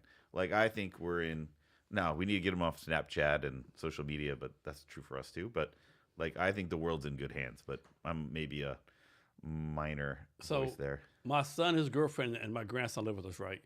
My grandson's How old is your son? 30. How old's your grandson? 2. Congratulations. And Is it the best thing ever? Oh yeah. Yeah. And so I don't know how he does it. My grandson, at 2 years old, can be watching TV upstairs. I suppose he'll watch some cartoons. He can transfer it downstairs. I don't even know how the fuck that works. I have no idea. We have no idea how he does it, but he'll go there. He'll watch it on TV. He has like a little iPad thing, like push the buttons, and like I'm watching like sports, and all of a sudden like cartoons come, like what the fuck going on? And my grandson walks downstairs. I'm watching cartoons down Why here. the hell is Bluey on my show? Yeah, and we're like, what the fuck? Well, so my 10-year-old, who doesn't even have a phone, right, knows how to work my phone better than I do. And that's just humiliating. That's how they're growing up, right? You know, just like they're intuitive, right? But I think they're just they're not lacking for any nutrients, right? Like, No. if they were, like, we've, tried our best to raise them, but like, they're just so fucking smart. Yeah. Way smarter than I ever was. But the bar is low on that one. I know a lot of people complain, oh, ChatGPT is making people dumber. I don't think it is, right? Now, of course, some people use it the wrong way, Yeah, But like, if you use it the right way, of course you can't put like, hey ChatGPT, I'm in the 10th grade, write me an 8-page paper about Roman history, right? Right. Yeah. You can take that as base up, and then you gotta like refine it, redo research. The one issue I have is not with ChatGPT or any of the AI. Those are tools, right, to use, and we're always working on new tools, right? Yeah. The computer, they thought the computer was going to be the downfall for us as well. I mean, right? people thought like the newspaper would be the downfall. Right. People That's right. thought and radio. back in the Bible days, everyone can read now. No, everything go to hell. Yeah. Right. When they used that, and then back even earlier when they only had a service in Latin. Yep. But what I do worry about, and I see it with my boys, is everything's on the computer, but the real knowledge base and real wisdom and experience and retention comes from learning, processing, and handwriting it on a page of paper. So like, everything my kids do is on computers, and I was like, fuck, can we just do paper? But anyway, So I don't know if it's true enough. Someone put on social media that the reason they don't teach cursive in school no more is that way they won't be able to read the Constitution and know their rights and stuff like that. I don't think that's true. Yeah, I think that's my oldest learned cursive as a kid in elementary school because the teacher was like, it's super important because it hand-eye coordination and everything. Yeah, that's true. I didn't think about that. Yeah. So there's a lot of stuff out there. So talk about the unsexy part of your business, right? Like the P&L, the financials, the taxes. Yeah, that's how much time do we have? So I think Washington State has historically been an amazing place to do business, but it's getting brutal. Like the B&O tax, like Washington is getting overly taxed right now for small entrepreneurs. The big guys will just leave, right? They'll just leave and they'll be like, sayonara, suckers, figure it out on your own. But like, I'm getting all these updated taxes now, and I'm like, holy fuck, this is a lot of money, and I'm not making a lot more money, right? Like, I don't know where it's coming from. That's the really unsexy part is, so we pay what's called the FET, the federal excise tax, and we pay that to the federal government. Then we pay B&O tax, and then we pay payroll taxes, and then we pay all the other taxes in Washington State. And it's getting pretty hard. Like, a lot of restaurants, if you go to a restaurant right now, this is getting a little political, but and you're like a party of 3, you're out the door for $300-$400.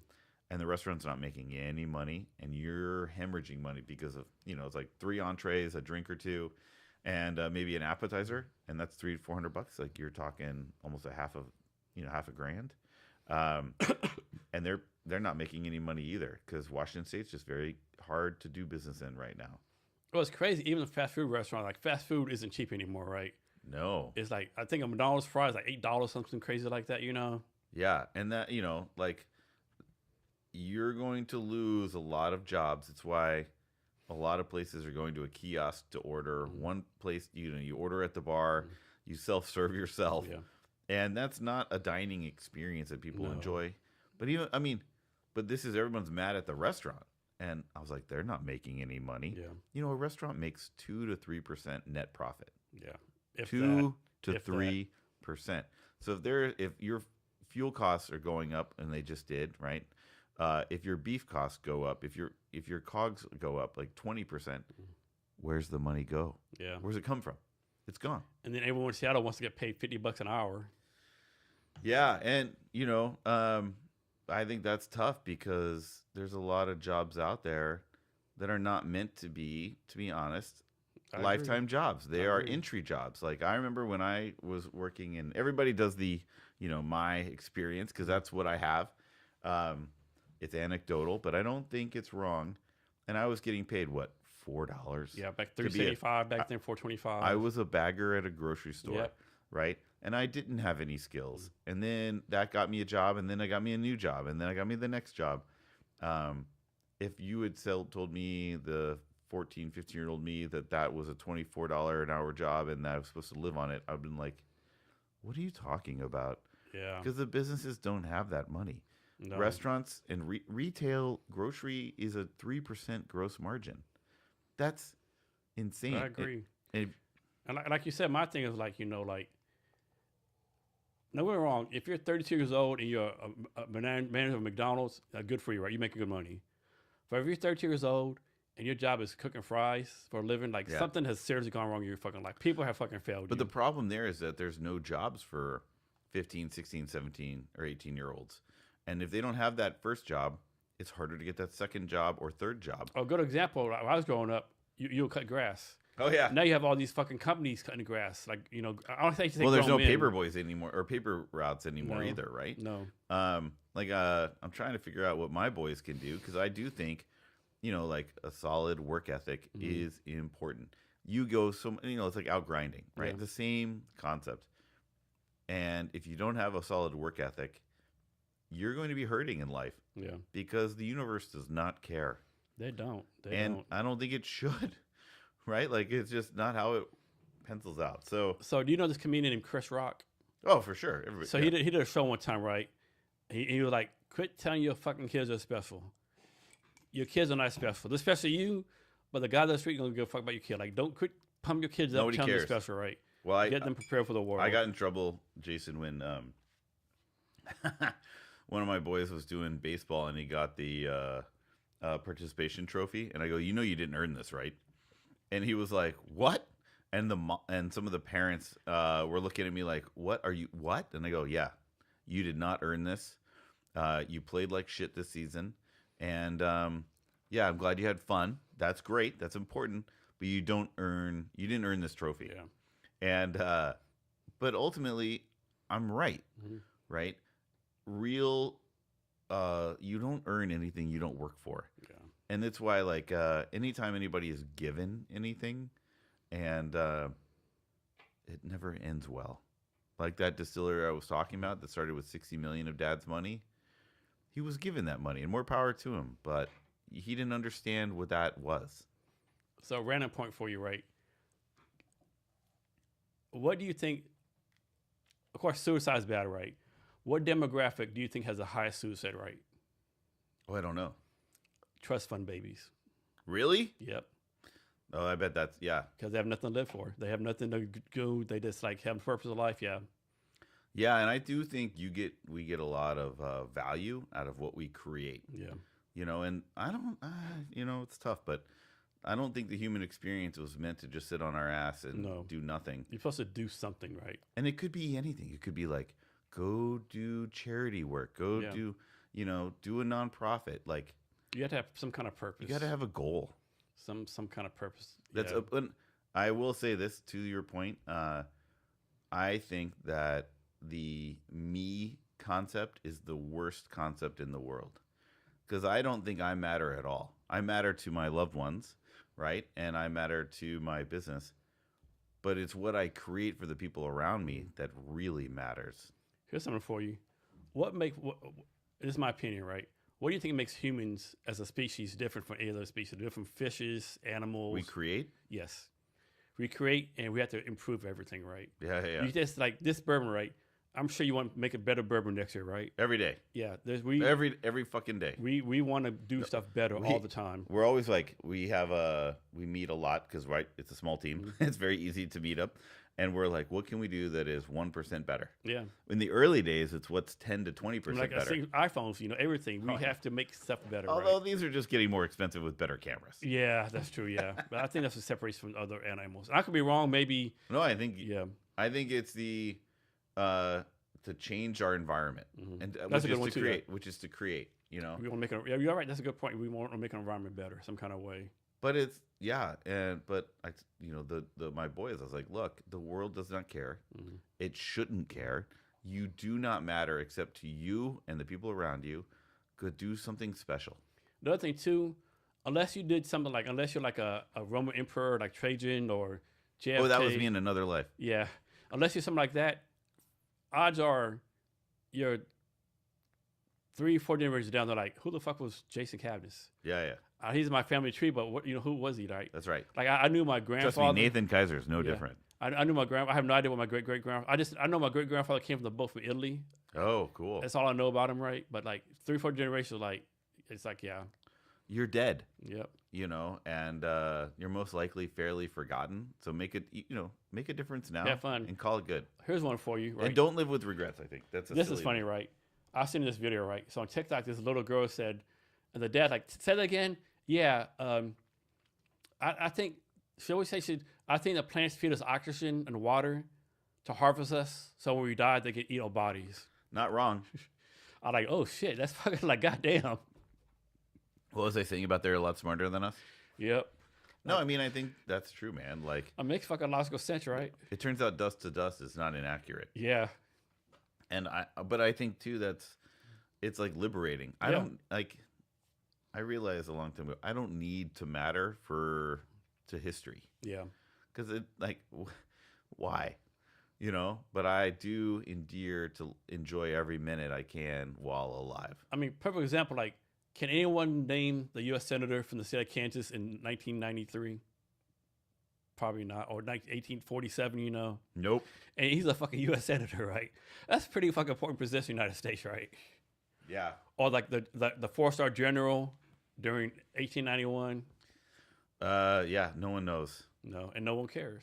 No, although they probably have like a aircraft carrier named after him. Probably so. Yeah. But I don't. But that's this is a good thing, right? Yeah. And it's when we have to matter to the generations that we go on a trap. So another pet peeve of mine is too. I'll get blasted for this, right? So get paid with your value, right? If you deserve to get paid, but too many people think they deserve $500 an hour, and they have a $5 hour talent skill and $5 hour worth ethic, right? Well, in a real world, the market dictates it. Yeah. And in a false world, the market has no say. Mm-hmm. And, I think we're finding that now where you can dictate to the market only for so long. Yeah. And now Washington State is broke as a goat, but they're still making more money than they've ever made. Yeah. So, how there's a gas tax? I do, yeah. Is there an alcohol tax you have to pay? Oh my God, boy howdy! So in spirits, which is different from wine and beer, the distributor has to pay a 5% distribution fee. The retailer, right? If you go to Trader Joe's or Whole Foods or Mint Market or QFC, right, Safeway, they have to pay a 17% fee of gross sale on spirits. Then the consumer has to pay a 20.5% sales tax and a per liter fee. So Washington has the most expensive gas and spirits, one of the most expensive gas taxes gas prices, but also the most expensive gas spirit taxes in the country. That's fucking insane. I mean, it is what it is, and Cost of doing business, I guess. and it's been like, so here's the irony to that, if I may, is like when I opened, a lot of distilleries were doing well because the state owned the import, the warehousing, and distribution and sale of all spirits. Right? Remember all the old state liquor stores? And they were crushing, Jason. I mean, they were in all the stores statewide. The state was reordering every week by multiple pallets, right? They were making hand over fist. But if you came in later and the state was like, well, we don't want to sell your stuff, you were dead men walking. And I opened in 2012, late 2012, in October, November. And yeah, so it'll be 14 years here shortly. And the state got out of it, and the guys that were living high on the hog with the state owning all the liquor sales realized that they had to go sell door to door, and that they actually had to hustle and grind, and they're no longer here, you know. And so while we're paying higher taxes, disproportionate to anywhere else in the country, it at least allows anyone to sell on the merit, right? And I think that matters too. So this is my opinion, right? So COVID came, and a lot of small business were not business, right? My theory is like these small business were a business. My theory is they were not a business anyway, but COVID just sped up the process. Maybe. The only problem with COVID is a lot of that was, you know, arbitrary, and a business is going to go out of business if it, you know, one way or the other, if it's not doing well. But a lot of that arbitrariness caused a lot to go under that might have survived in the real world. You're probably right to a degree, but you know, like when you couldn't go to a beach or a park outside on your own. Yeah, or you're hiking somewhere and some dude half a mile away, put your mask on. Yeah. You know, and like part of me and I have a microbiology degree, and I studied virology and infectious diseases in college, I was like, you know, I'm torn here because they didn't know. They really did not know. Like the 6-foot rule was arbitrary. Yeah. Remember how you could only go one direction in an aisle at a grocery store? They didn't know. And we were lucky in that COVID only targeted really the elderly or those that were unhealthy or large. 20,000 pounds, you know. Yeah. Kids weren't affected. I mean, to be honest, like my father got it and he went on a respirator. Yeah. And most of those did not survive. No. And he did. So thank God. But ultimately, you know, I was telling my wife, I said, look, this is what's going to happen is you're going to wave, and then you'll get, you know, it'll become part of the normal thing. Yeah, it's like a flu 2.0 now. It's like not even a cold now, right? And I'm torn, man, because I get it. Yeah, I'm a really fan of freedom, personal freedom.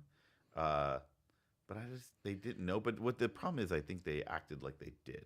Yeah, that's a problem. Like, what's that one guy? And they lost a lot of trust that way. Yeah, like I think the most famous example that a guy, Dr. Fauci, whatever his name is, first he said, I see why he did. He said, you don't have to wear a mask. He said that because there was no enough masks for the teachers or the medical professionals. The real problem is cloth masks are dumb. Yeah. They, you know, the N95, I think they're called. The real mask. Block much smaller micron level. A cloth mask just breathes it out. Yeah. And I wonder if a lot of that was just to make people feel safer, even though it was, you know, kabuki theater. Yeah. You know, it was not real. I agree. Should we be talking about bourbon? Much more my super sweet spot. No, I'm just joking. No. Man. Another thing too, like if you're in the state of Washington, put your fucking mask on. What's wrong with you? You go to Texas. What the fuck's wrong with you? You fucking liberal? You fucking hippie motherfucker? Yeah. Take your mask off. It did off, a lot to divide the country unnecessarily, I think. I like best way to see if they're left or right, you know. Yeah, I mean, it got weird that way, to be honest. It did, yeah. And I'm a company selling in Washington, so you know. Yeah. I think most people do the best they can, right? The information they have. Oh I yeah. don't. I mean, I'm sure there's people. Some people like take advantage and do stupid shit, but most people are like, okay, let me do the best I can. I think, well, like I remember we drove up and we're doing like Fred Meyer shopping remote or whatever it's called. And it was just so peculiar. I don't miss those days at all, Jason. Like it was so hard for us with the three boys in school, and our 10-year-old was in kindergarten. And I remember he was going like this in this, he had his class online and he was going like this, like slowly slipping down to the floor. And my wife was like, "Hey, what do you need? Candy?" And I was like, "Just let him off it doesn't work. Online education does not work for kindergartners." I know the state had done like the COVID kids in school, like they're so far behind socially. No, that whole generation is behind. So our 10-year-old, right, and he is just, I mean, a creative, fun-loving, just a wonderful young kid, right? But getting him just to baseline reading levels was so much work. Like, how's that affect that group? Like, as far as getting jobs, They're all at a big skills, deficit. yeah. They're all at a deficit, and it's quite tragic. And so it's like the kids after them gonna pretty much like take him over or whatever. Like like suppose someone like with the graduate from high school 2020, or the people graduating high school in 2024 can be so much more advanced for them. Like better advantage. Yeah, I mean it's. I want to see the stage in the future. Like how many of those like COVID kids like make less money, do less stuff. Well, I mean, I think too they're just behind, right? And that has a far and long-reaching consequences. Marissa is my wife, and we worked very hard to get Whitman, who is our 10-year-old, then 5-year-old, kindergarten in COVID, to back to baseline reading levels, and now he's reading I remember the first time, man. I love this story.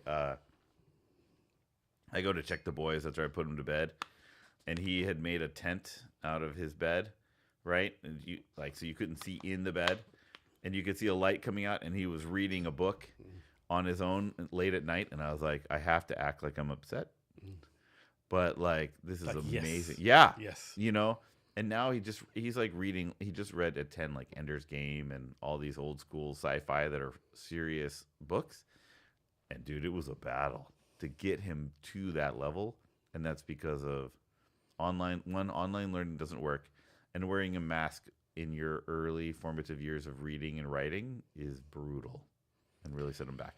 Yeah, a lot of hard lessons learned.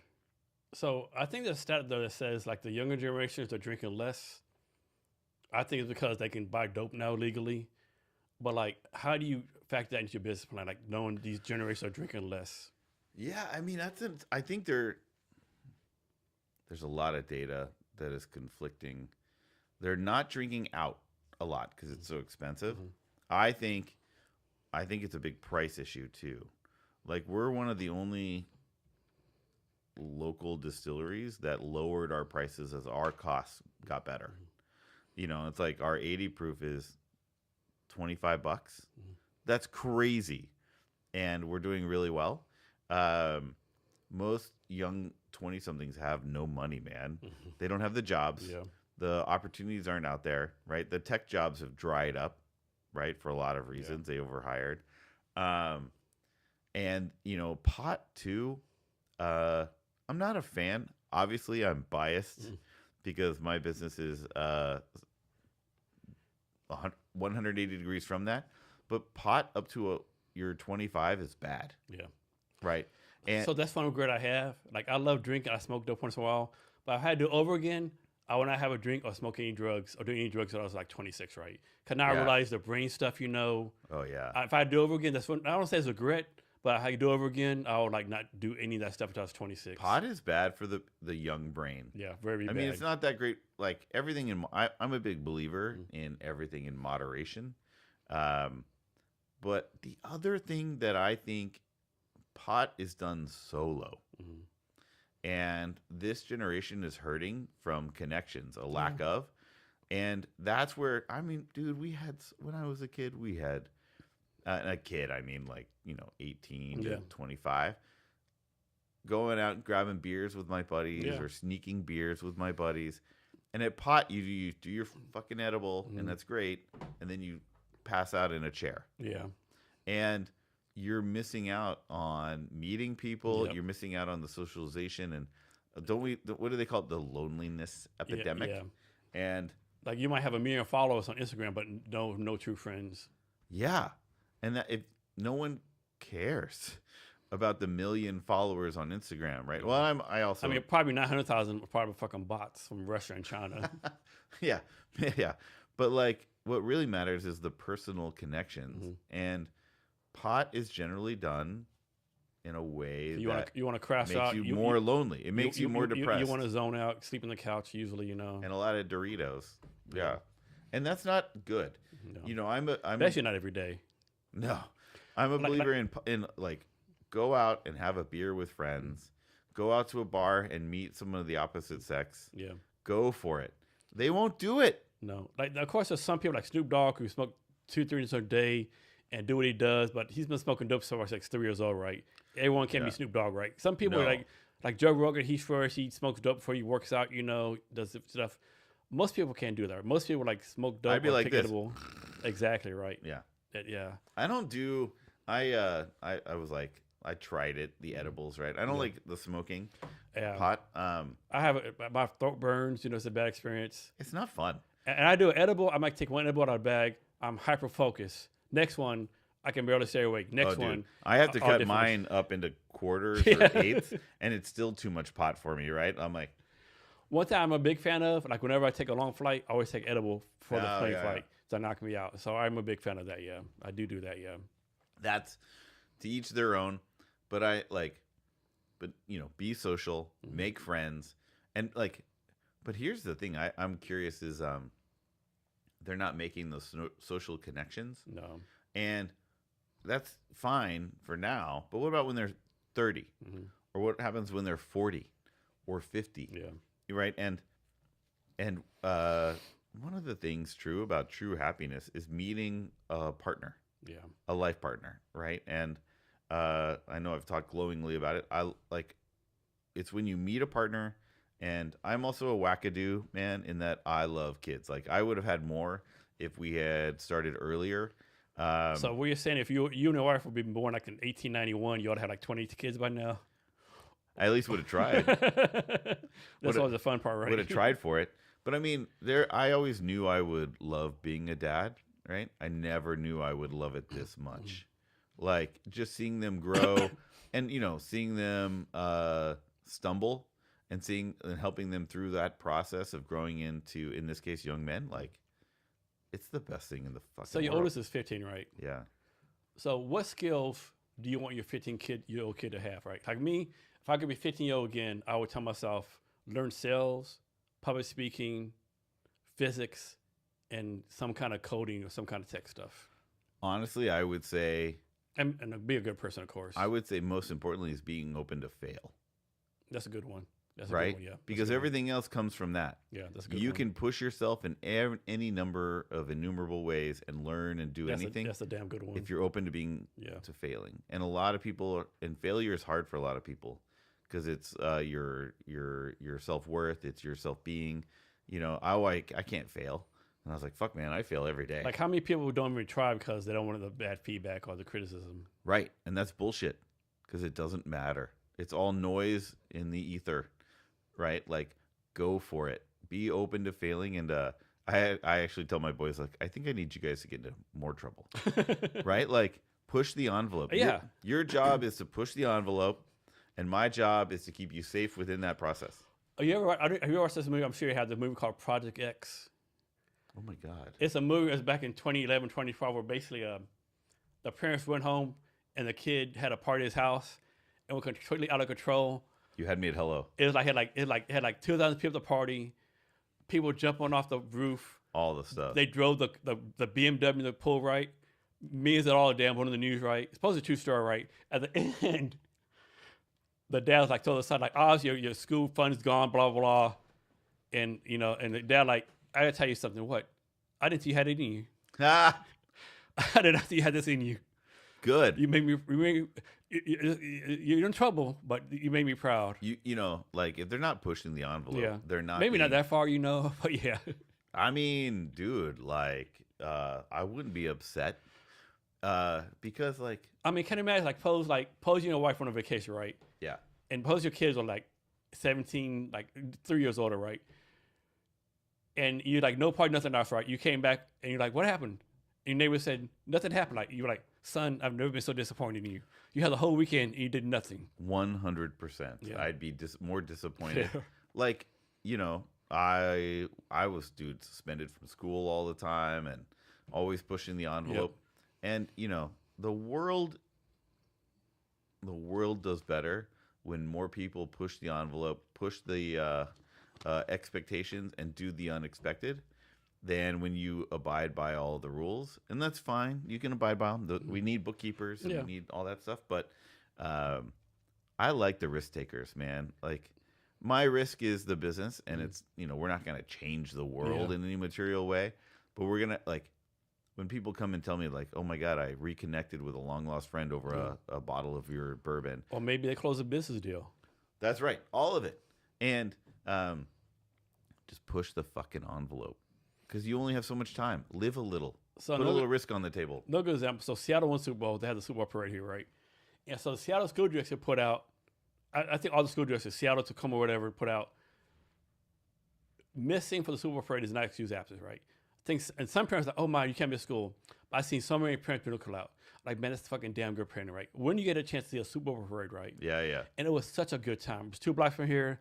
So many people, kids everywhere. Like, everyone's day drinking, even kids, people on the fucking line. Well, obviously, bikes. I'm not a fan of kids day drinking. Obviously not. But like, it's just a good time, right? 21 and over. Everyone has a good time, right? Like, you gotta do stuff right. So here's a question for you, right? I'm sure this ain't ethical right there, but how do I put this right?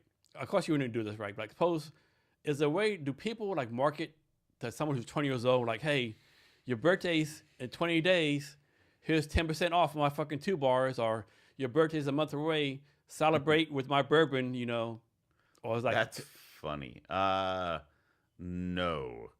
the risk from a regulatory perspective is so high, but also, if you're a 21 and over business, like bourbon or wine or alcohol, you can only market to those that are exactly 21 or over. Okay, so you can't pre-market. And if people don't have their age set in the account, you can't market to them. Okay. So, also, I don't think the recent 21-year-olds are going to be drinking craft bourbon. Yeah. They're, I don't know about you, but when I was that age, I was like, it was not the good stuff. Yeah, so I joke around sometimes. Like, my mentors growing up failed me because I drank Jack Daniels too fucking long in my life, right? I probably only started drinking. You turned out okay. Yeah, but I only started drinking bourbon maybe 10, 15 years ago. I drank Jack Daniels and Jim being way too fucking long. So I kind of blame my, my mentors. That's so funny. But the other thing too is if you're young, you don't have the money for local and craft. What's the thing? You put Coke in Jack Daniels for a reason. Yeah, although, Jason, I did learn long ago, for a long time, I was a purist, right? Like, oh, this is how you drink my stuff. And then I realized I don't give a fuck. Yeah. Who am I to tell you how to drink my bourbon? Yeah. Right? If you buy it, you could drink it with Coke. Yep. You could drink it with Dr. Pepper. I don't care. A lemonade. I need to try that. Fucking bourbon and Dr. Pepper. I probably wouldn't do it myself. Yeah. But I my favorite cocktail is like a bourbon with an ice cube. Yeah.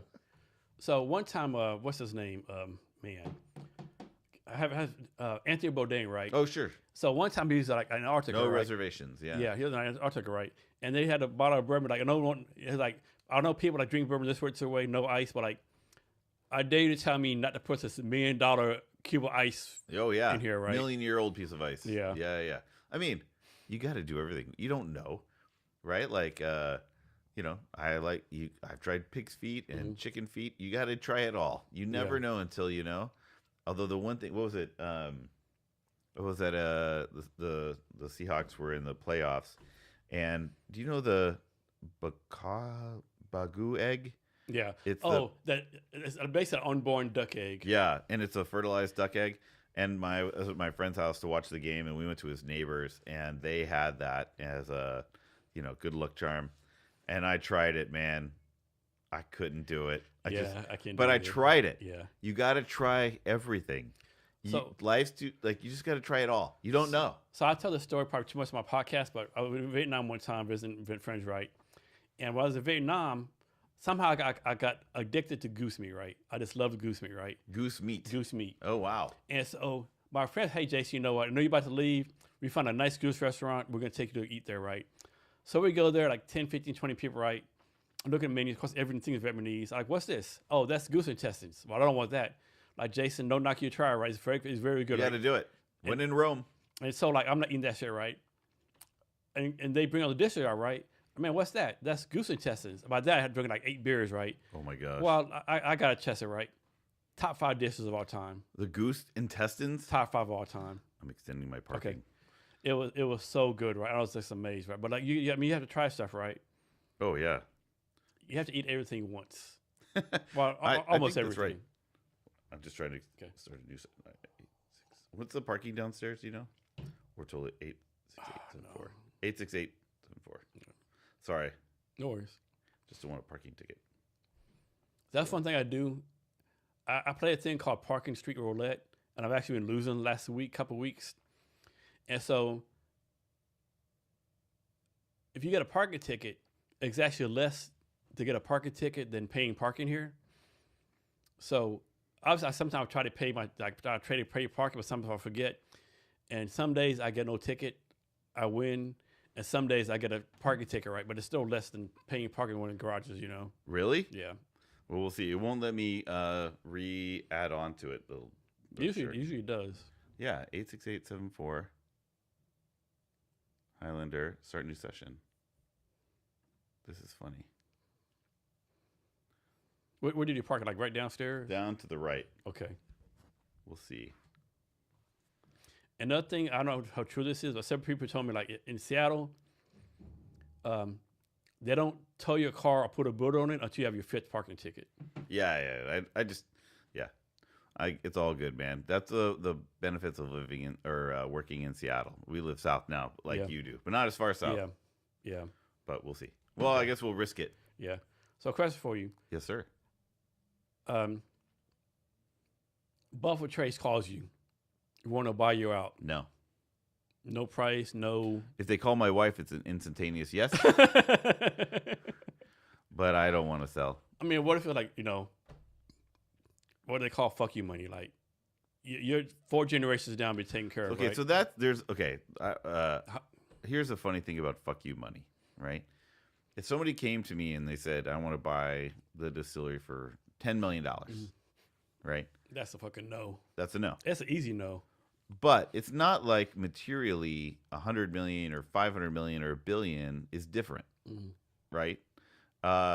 It's not like my life would change about the same amount, and I'd still say no. I mean, I'm built. I like building, and I like building this. But wouldn't you just build something else? No. No. I don't have it in me. I put it all on the table, Jason. All in. Everything's on black, so to speak. I'm all in. Yeah, I went like this. I'm all in, motherfuckers.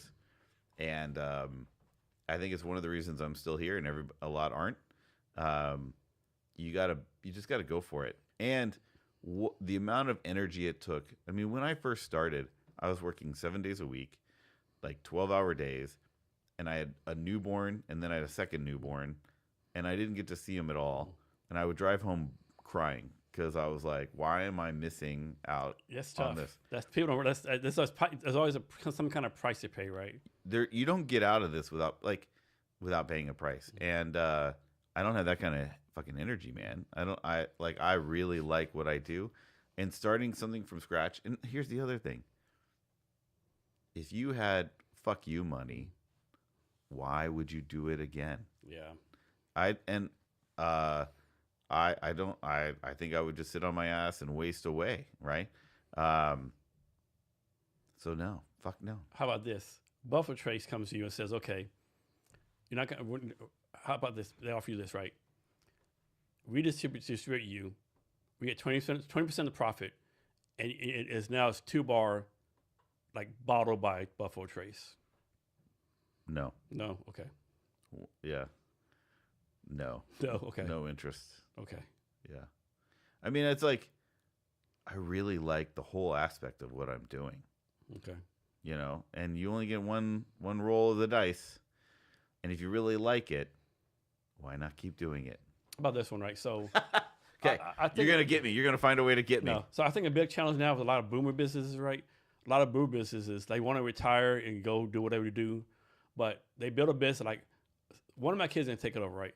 But none of these kids are taking it over, right? So now these boomers have to figure out how to sell this private equity or keep doing it. Is your plan like pass on to your sons or like Don't family care. business? Okay. I have, one, I don't plan to retire. Maybe work a little bit less, but not retire. Because a lot of people that I know that retire die. Yeah. Right? You got to keep this active and the body active. But after I'm dead, what the fuck control do I have? Yeah. The boys have said they would like it, but they are 15 and 13 and 10 and don't know what they're talking about. Very smart young men, but they have a whole life ahead of them. If they want to do it, that's great. If they don't, that's fine too. I will have no control over it. So whatever happens, happens. But while I'm alive, I'm doing it. That is, I think I could be wrong, but retirement is pretty much a new concept, right? Like if you're born in 1741, you didn't fucking retire, right? No, there was no such thing. And remember, Bismarck, Kaiser, only did retirement, but no one lived to 65. Yeah.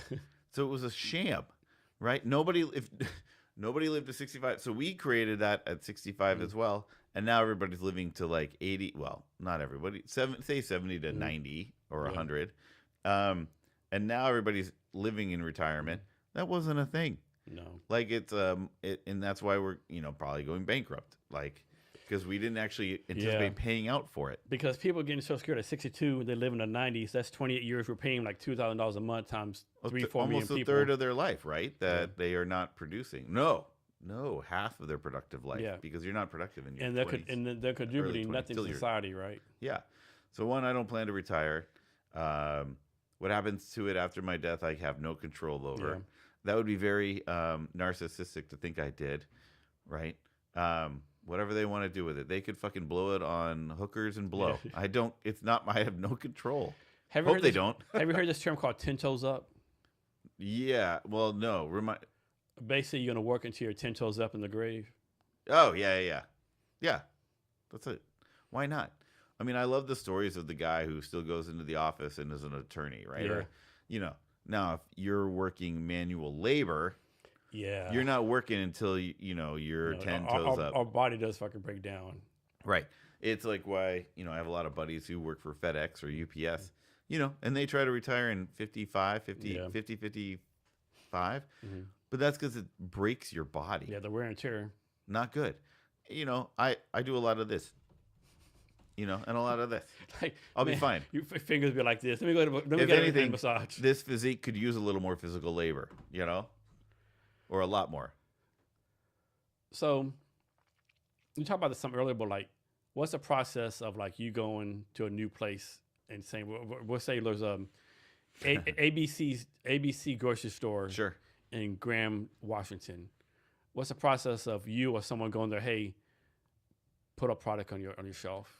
Yeah, man. It's like, I would like to say it's novel and unique and insightful and never been done before. But I go in and I start with the guy stocking the shelves and I go, hey, my name's Nathan Kaiser, I own 2 Bar Spirits. And I start talking to them. You know what? That's fucking brilliant. I think most people would say, let me Google the CEO of the store, right? That is so fucking brilliant, right? That's so fucking brilliant. You can, but it's a guy knocking down the shelves. That's so brilliant. That is actually the one talking to the customer. And how many people don't do that, right? How many people go to CEO? Yeah, that's fucking brilliant as fuck. I mean, you want the CEO is the easy quote unquote sale, but everybody's targeting the CEO. Back to my grandfather and that feed store in Hoheim, Texas. You have to treat everybody well with respect and with a smile, and you got to love meeting them individually. It's hard, it's grinding, but like it's very rewarding. So you talk about this too, right? Man, I just got a brain lock. Yoakum, Texas. How many people live in Yoakum, Texas? 4,500 and decreasing. Decreasing. Yeah. So besides the country, is Yoakum known for anything or Leather products. leather products? Yeah. So they, oh my gosh, Circle Y, leather products, like very ranch centric, Like cow leather, that kind of yeah. stuff? Well, like uh, saddles and leather around working cattle and rodeoing, and then they also have a lot of ranch wear, as well. Yeah. I think I saw somewhere too where it says like you're a big fan of boots. I love my boots. You know, Yeah. boots. Ostrich. My Ostrich. ostrich are my favorite. Yeah. Any like favorite like brand or anything? No. I mean, I've got them all. Do you? I have like 3 pairs, although one, man, getting older, no longer fits. And I was like, how's my foot getting fat? How the fuck did that happen? But yeah. So you have 3 people working for you. If you were to hire a 4th person, what would that person do? Like, suppose you had to hire a 4th person, right? For whatever reason, right? We were like, I don't know, another production person, social media, marketing, sales. Like, if you were to hire a 4th person, what would that be? You think? That's yeah. Sorry, you put me on my back foot on that one. I would say more someone to manage our distributor and partner relations. Okay. I have nothing against hiring people, but I believe strongly in firing people. Mm-hmm. Not because I like firing people, but You have to sometimes. But you gotta, you want the people who work well. I'm willing to train you. If you have to be a strong cultural fit. I had a guy come in, and man, he was hot to trot to work for. He wanted to work at 2 Bar. He loved our bourbon. He loved what we did, and I put him right into production. And I said to him, I said, "Hey, man, when you're working this equipment, you have to be very careful. It will kill you. It can maim you if you're not careful." And he kind of had that glint in the eye of a young man who was hot to trot. Yeah, I got it. Yeah. Yeah. And I turned my back, and he was cleaning out the mash tun. And in the mash tun, it's a big container, if you will. I'm trying to make it simplified, with a huge paddle going out around inside of it. And that mixes the grain. And if you go the other direction, it forces the grain out of the mash tun so you can clean it out and get ready for the next mash. And you have a wood paddle that you use that you can kind of help guide the grain and clean it out. Well, he kind of was like, sure, you don't know what you're talking about. And he got the paddle stuck between the door and the paddle, the wooden paddle. And the metal paddle it's a 3 horsepower paddle on a 131X reducer. So that's legit horsepower and legit torque. And if he had done it just a little bit further, that wooden paddle could have gotten stuck and caught him. And he would have been fine, but he could have been hurt. Yeah. And I was like, "You're fired." Yeah. Instantly, yeah. And I go, "You're fired." And he started bawling. And I said, "Hey, dude, I get it. I understand you wanted to work here. I wanted you to work out. But I literally just told you what not to do. And I don't give a fuck about the equipment. Yeah. Stainless steel can be repaired. Yeah. But human bodies, you don't need that on your conscience. I just don't want it. It's not acceptable. So we have like a safety meeting every week. And like, it's just the 3 of us. But like, I'm sorry, man. If you don't take that seriously, you're not the right fit. No. And it was sad, but I was like, sorry, dude, you got to go. So how does distribution work? Do you have like how does that work? Do you have like distribute with different companies? We work with distributors in different states, and we have what's called the lily pad approach. So we don't have one distributor in all of our states. We have different distributor in almost all of the states. So because of our size, we don't have the power or the sway to say, "Hey, big distributor, you need to pick up our shit." We're like, "Hey, little distributor, can you please pick up our shit?" Right? And then it's building relationship with them. So we are with like Columbia in Washington.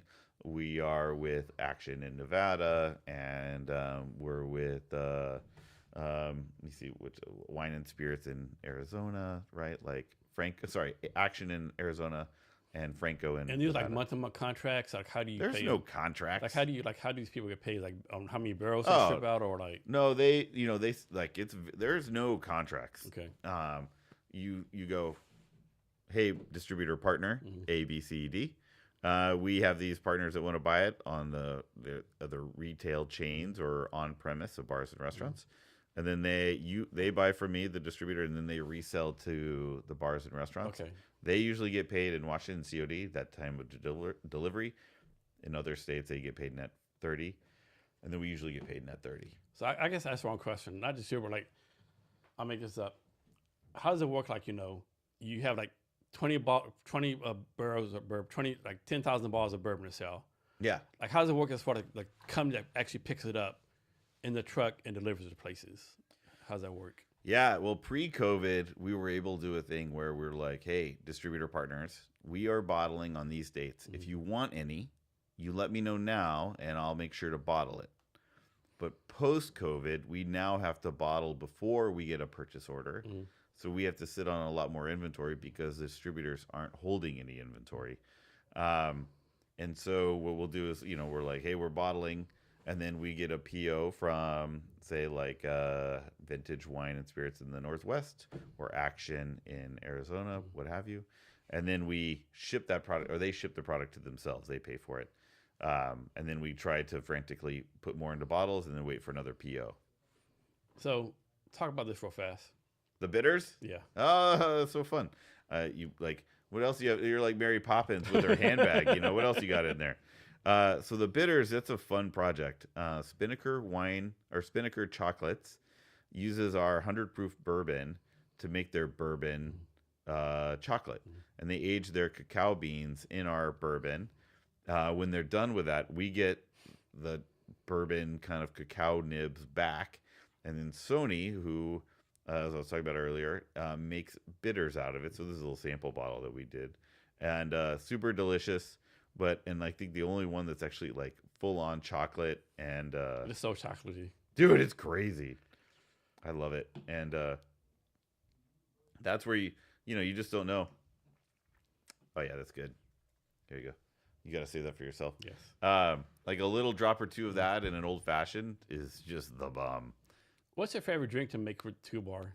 2-bar.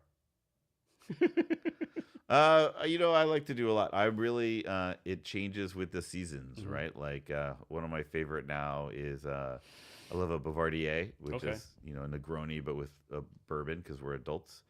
Screw that gin stuff.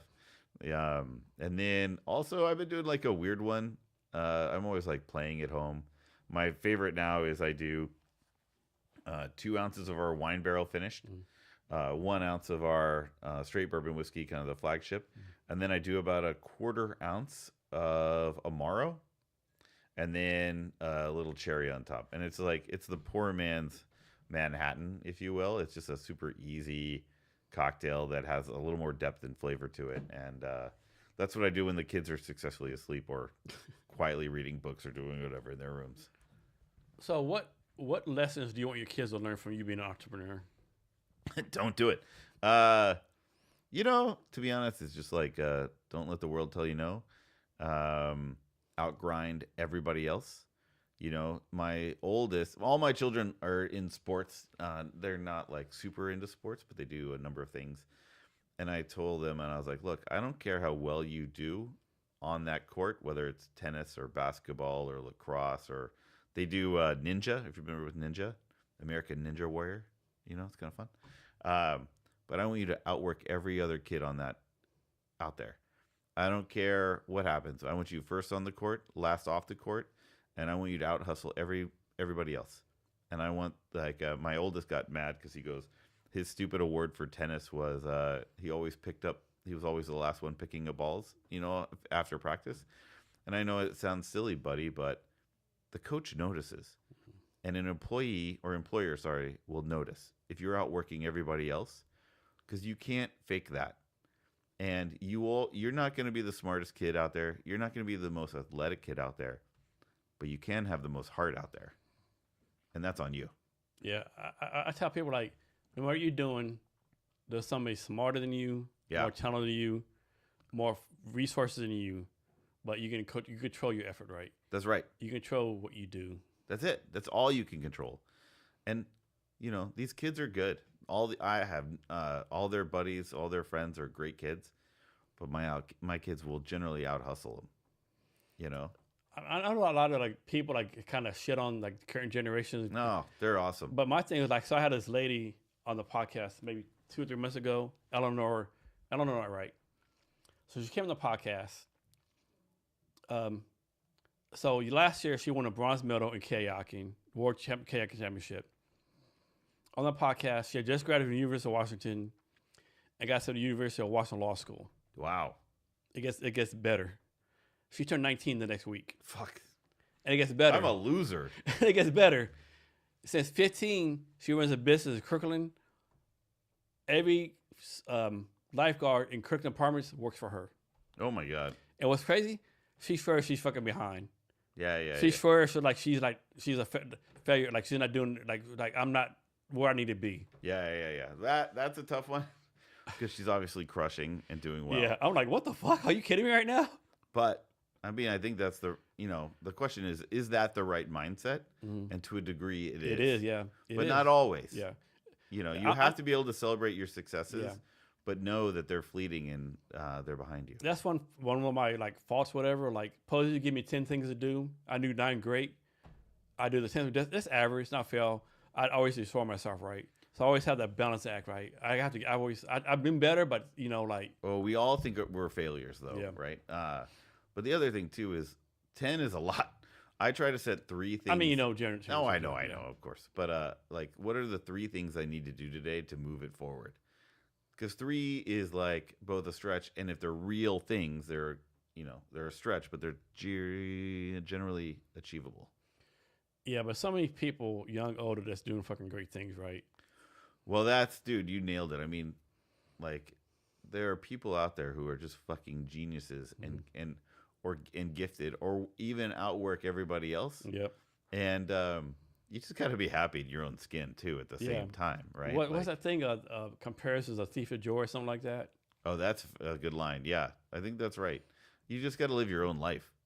You got to do better, and holding other people in comparison is good, but it's also deadly. Another thing too, like if you compare to someone else. Well, I'm at the age now, by the way, when like presidents and VPs are younger than me, and I'm just like, what the fuck? Yeah, like how did I get so old? like, man, I'm not VP of the United States. I fucking failed in my life. What's wrong with me? How am I such a loser?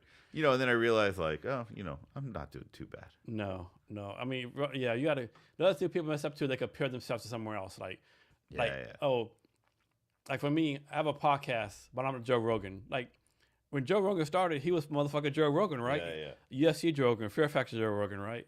But you can't compare to the outliers. No. You have to be just accepting and happy with yourself. Yep. But also, you also have to kind of not be happy with yourself too. Yeah, it is some kind of drive. You can't be complacent. It's a balancing act, And I think so many of us get it wrong, right? I mean, or maybe most people don't even try. That's a good thing too. Yeah. You got to work it. But that goes back to out grinding. Here's one for you. So this is my theory again, right? I think there's like 20% of us in the world like actually try to do stuff, right? We're trying to make the world better. We try to improve stuff. 80% of us are like, I work 9 to 5. I watch Netflix. I'm just doing what I do, right? I think there's too few of us actually trying to make the world better or trying to like do stuff, I think too many of us are like dissatisfied. I would push back. Scoot up some? Yeah, I'm so sorry. I would push back. I don't think you're wrong on the merits, but I would say that I generally feel most people are trying to live their best life, right? Like, and that may not be our path. Mm-hmm. Like, you're an entrepreneur. I'm an entrepreneur. But, like, I have a friend of mine, and he just retired at 50. And he's spending a lot of time with his kid. And, like, I don't know. But he's 50, though, right? He's got a whole life ahead. I'm talking about people like 20, 30, 40. But I just don't know if I could judge them negatively. If I'm judging them, it's from my boots, my shoes. But what I have learned too is that the shit other people have seen or been through, Yeah, that's true. right? Like, and I'm not trying to be politically correct here. It's just you never know anybody's story, Yeah. right? Like, I am amazed. You know, you meet somebody and you're like, this fucker is a goddamn loser. Mm-hmm. And then you realize, you know, he was his parents died in a car crash. And you're just like, oh, fuck. I have nothing. You know what I mean? Yeah. So someone did a post on X a couple of days ago, right? And it's this theory. I can't remember the name of the theory, right? And the person she basically said, "Hey, everyone's in a bubble. Don't think about stuff, right?" You see the picture of an intersection, right?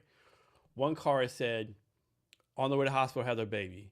Yeah. Another car was like, "Just got laid off." Another car there's 50 people doing 50 different things on the old road, right? Yeah. There's a concept is called, I can't think what it is, right? Like, oh shit, that's pretty fucking damn cool. Everybody's trying their best to live their own life in either, they may or may not have the skills necessary, but I think most people are trying. Yeah. Don't you think? I do. I think most people are trying, yeah. But I was working at a company and I had a guy working for me and he was like, well, I want a promotion. I've been here the longest. And I was like, that's not it doesn't work like that. Well, that's not how that works, but he wanted the title. And then I realized, and this guy crushed his job. He owned it and he crushed it. And I was a very naive young man. And I was like, hey, if you want the title, you got to do all this stuff. And I realized he actually didn't want the title. He just wanted some recognition for doing his job well. Yeah. And he owned it. I mean, nobody did it better. And it was like my idea of success overlaying on him was not accurate and not real. And not everybody, like some people just want to go in, clock in, clock out, and go watch baseball. Everyone has different levels of definition of success, or definition of happiness. Yeah. And that was that was a really hard realization that not everybody was like me, Yeah, I had to learn that lesson too. Talk about the importance of storytelling for your company. It's one of the, I could talk to you for hours about the mash bill, the grain that goes in it, the process of making it, and nobody fucking cares. I mean, it's important. It's really important, but the why, the story behind it, the reason I have put my blood, sweat, and treasure into this thing is the why, right? It's that heritage and that history, of my family members that came before me and paying homage to that. That's the only thing that people remember. When I had just opened, not just opened, but I was a year or two in, and it was brutal. The sales weren't happening. My costs were escalating. The business was on the precipice of failure. And I meet this lady what was the story here? So I meet this lady at a tasting, a random, one of the community events that they do all over. And she goes, "Oh, 2 Bar, that's the ranch, right?" And I was like, "Oh, we're going to be fine." Now, it hasn't been super easy since, but, that had a resonance with people that mattered, right? And the other example I have is really quite moving. I think this is a little fucking meta, but Americans have lost their sense of place, right? And I had this lady come in, and her and her husband, and they were doing a tasting. It was a Saturday, and she looks at the photo. There's a great photo of my grandfather holding my father as like a toddler on the ranch. And she goes, "We used to have a place, it was a grandmother's homestead, and they sold it, and now they don't have a family, and now the family's dispersed and not as engaged with one another as they used to." And we're losing that, right? And Americans are amazing because we come from all over, but we have a history and a family heritage that is important. And one doesn't make anybody better than the other, Frank, I think, right? Who am I to, whether say my family heritage and history is better than yours? It's not, right? But it's different. And it's meant to be celebrated. And people are losing those places. They're losing the old homestead in Nebraska. They're losing the house in upstate New York or in Queens, right? That heritage of where we're coming from and that connection with those that came before us is dissolving in front of our eyes for a lot of reasons. And the fact that I'm doing this for that reason really fucking resonated with people because they get it, right? I don't know if the cameras can't see, but do you see any calluses on these hands, Jason? No. No. My grandfather would always grab my hands. He's like, those are city boy hands, right? And he was right. But this is my homage to that hardship and that legacy. Yeah. And that is the story, and that's the why, and it resonates. So back to your storytelling, right? Where you do stuff like a reason for it, right? So my first post-army job, I was an HR manager for a seafood plant in Alaska for Trident Seafoods, right? And so I started doing orientation, right? In my slides, so I did this orientation slide, and I asked them, like, what is that you do here? People are like, oh, we slaughter fish, we kill fish, blah, blah, blah. And I put up a picture of a family having a fish dinner. No, community, family. You allow people to have nice fish dinners, right? What you do here, you might say slaughter fish, whatever, but at the end of the day, yeah, that's irrelevant. They have a nice fish dinner, right? And then they're like, oh shit, and their mindset kind of changed, right?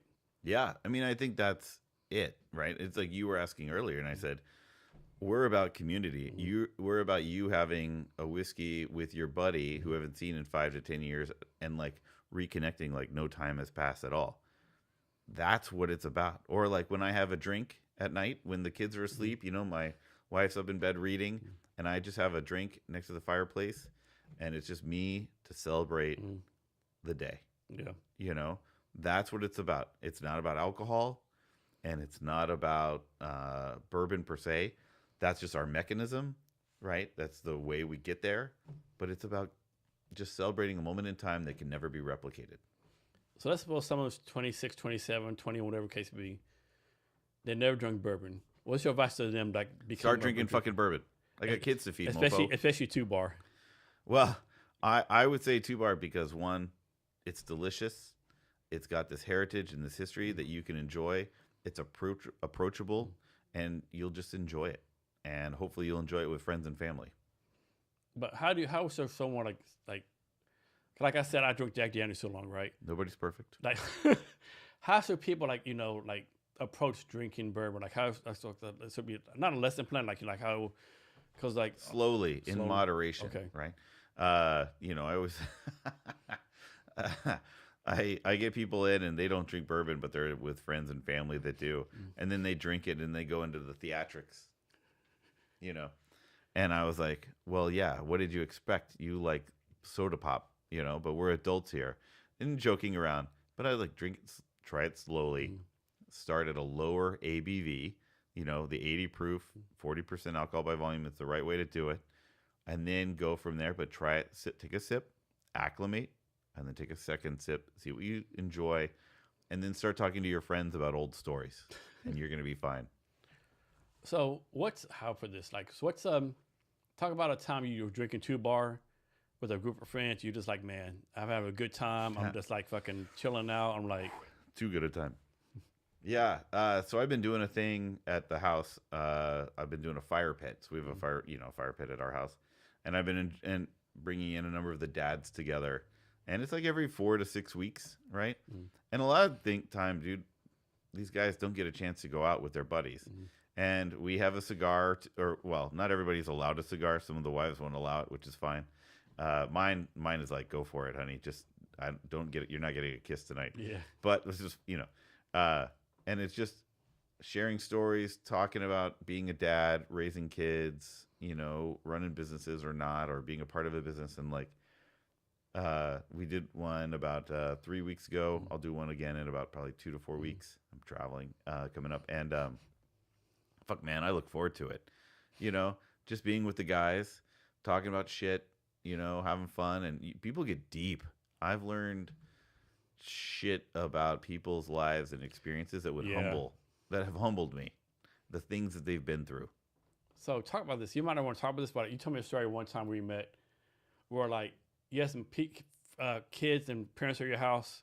Each kid, you told some kids something, and the other dad was like, "Oh, I wish I could do that." You're like, "Motherfucker, you're the dad. You can't do that." Oh yeah. So we had a 4th of July party at our house, and we have a rule at our house that there's no cell phones for the kids. And one of these guys that I haven't talked to in a long time, and we reconnected, and he came over and joined the party. It was for my 50th, I think. Might have been 4th of July. I don't quite remember. I always take the kids' phones away. And I took his 2 boys' phones away, and they had a friend, a lady with them, and I took all their phones, and I gave them to the dad. He goes, I wish I could do that. And I was like, what the fuck are you talking about? You're the goddamn parent, dude. Like, what's the dumbest thing I've ever heard?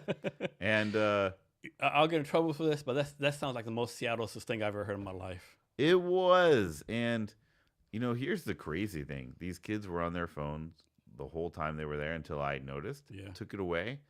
And then they were engaging with them amongst each other and with all the other kids and even some of the adults. And, like, they don't want the fucking phones. Yeah. I don't want my phone. It's a goddamn dopamine receptor that fires, and I'm not strong enough. And, like, so we've been working on, one, the phone goes away, not at the table when we're eating as a family. I try to keep it, I'm not on the phone unless it's a phone call. But what the fuck do I care what's going on social media and what other people are eating? Like, live in the now and enjoy it anyway. I'm not perfect. To me, that's a true definition if you're a narcissist. Interesting. If you're posting pictures of what you ate, to me, you're a fucking narcissist, right? Like, who gives a fuck? You fucking spaghetti, whatever. Nobody cares. And I'm on Facebook once a day to check whose birthday it is, so I can send them a birthday note. But other than that, like, I'm not on Facebook. I'm on Snapchat because my son just earned the right to get on it because all of his buddies are on it. Yeah. I fucking don't understand it. I am so out of my depth. Like, you got to double tap, single tap, side swipe. What the fuck is going on? And I just don't care. And Twitter I use for news. And other than that, I just hate it all. Like, we should go back to, like, the teletype or something. I don't know. I hate Facebook. I would give credit for Facebook. One thing, I reconnect with so many people from the past because of Facebook. So I give it credit for that, right? So many old friends. I just don't even like any of those people. No, I'm joking. No, it there's a value, but yeah, it's a slippery slope of, like, when the kids are all like this, all the time. Or now we're battling because my kids have phones, but they don't have any social media except for my 15-year-old who got the Snapchat. Is they want to have headphones on listening to music the whole time. Yeah, that drives me batshit crazy too. And so we now instituted you can only have one ear in at a time, and it can't be, there's nothing when we're doing things as a group. Yeah. But if you want to listen to a book on tape, that's a tough one, right? It's a tough one. Yeah. We're learning and we're adapting as a day by day, hour by hour, sometimes minute by minute. Here's one for you. Like, we talking about earlier, something like how far tech has advanced, right? Can you think about, remember the game Pong? Yeah. We've gone from Pong. That was a big deal when I was a kid. We've gone from Pong to AI robots doing everything, right? In like 50 years. Well, they're not really doing shit, though, right? I mean, they are pretty soon, supposedly. I don't know. I don't think, like, what is it? AGI, Artificial General Intelligence, is anywhere close. But I don't know, man. I fucking mill grain, right? Yeah.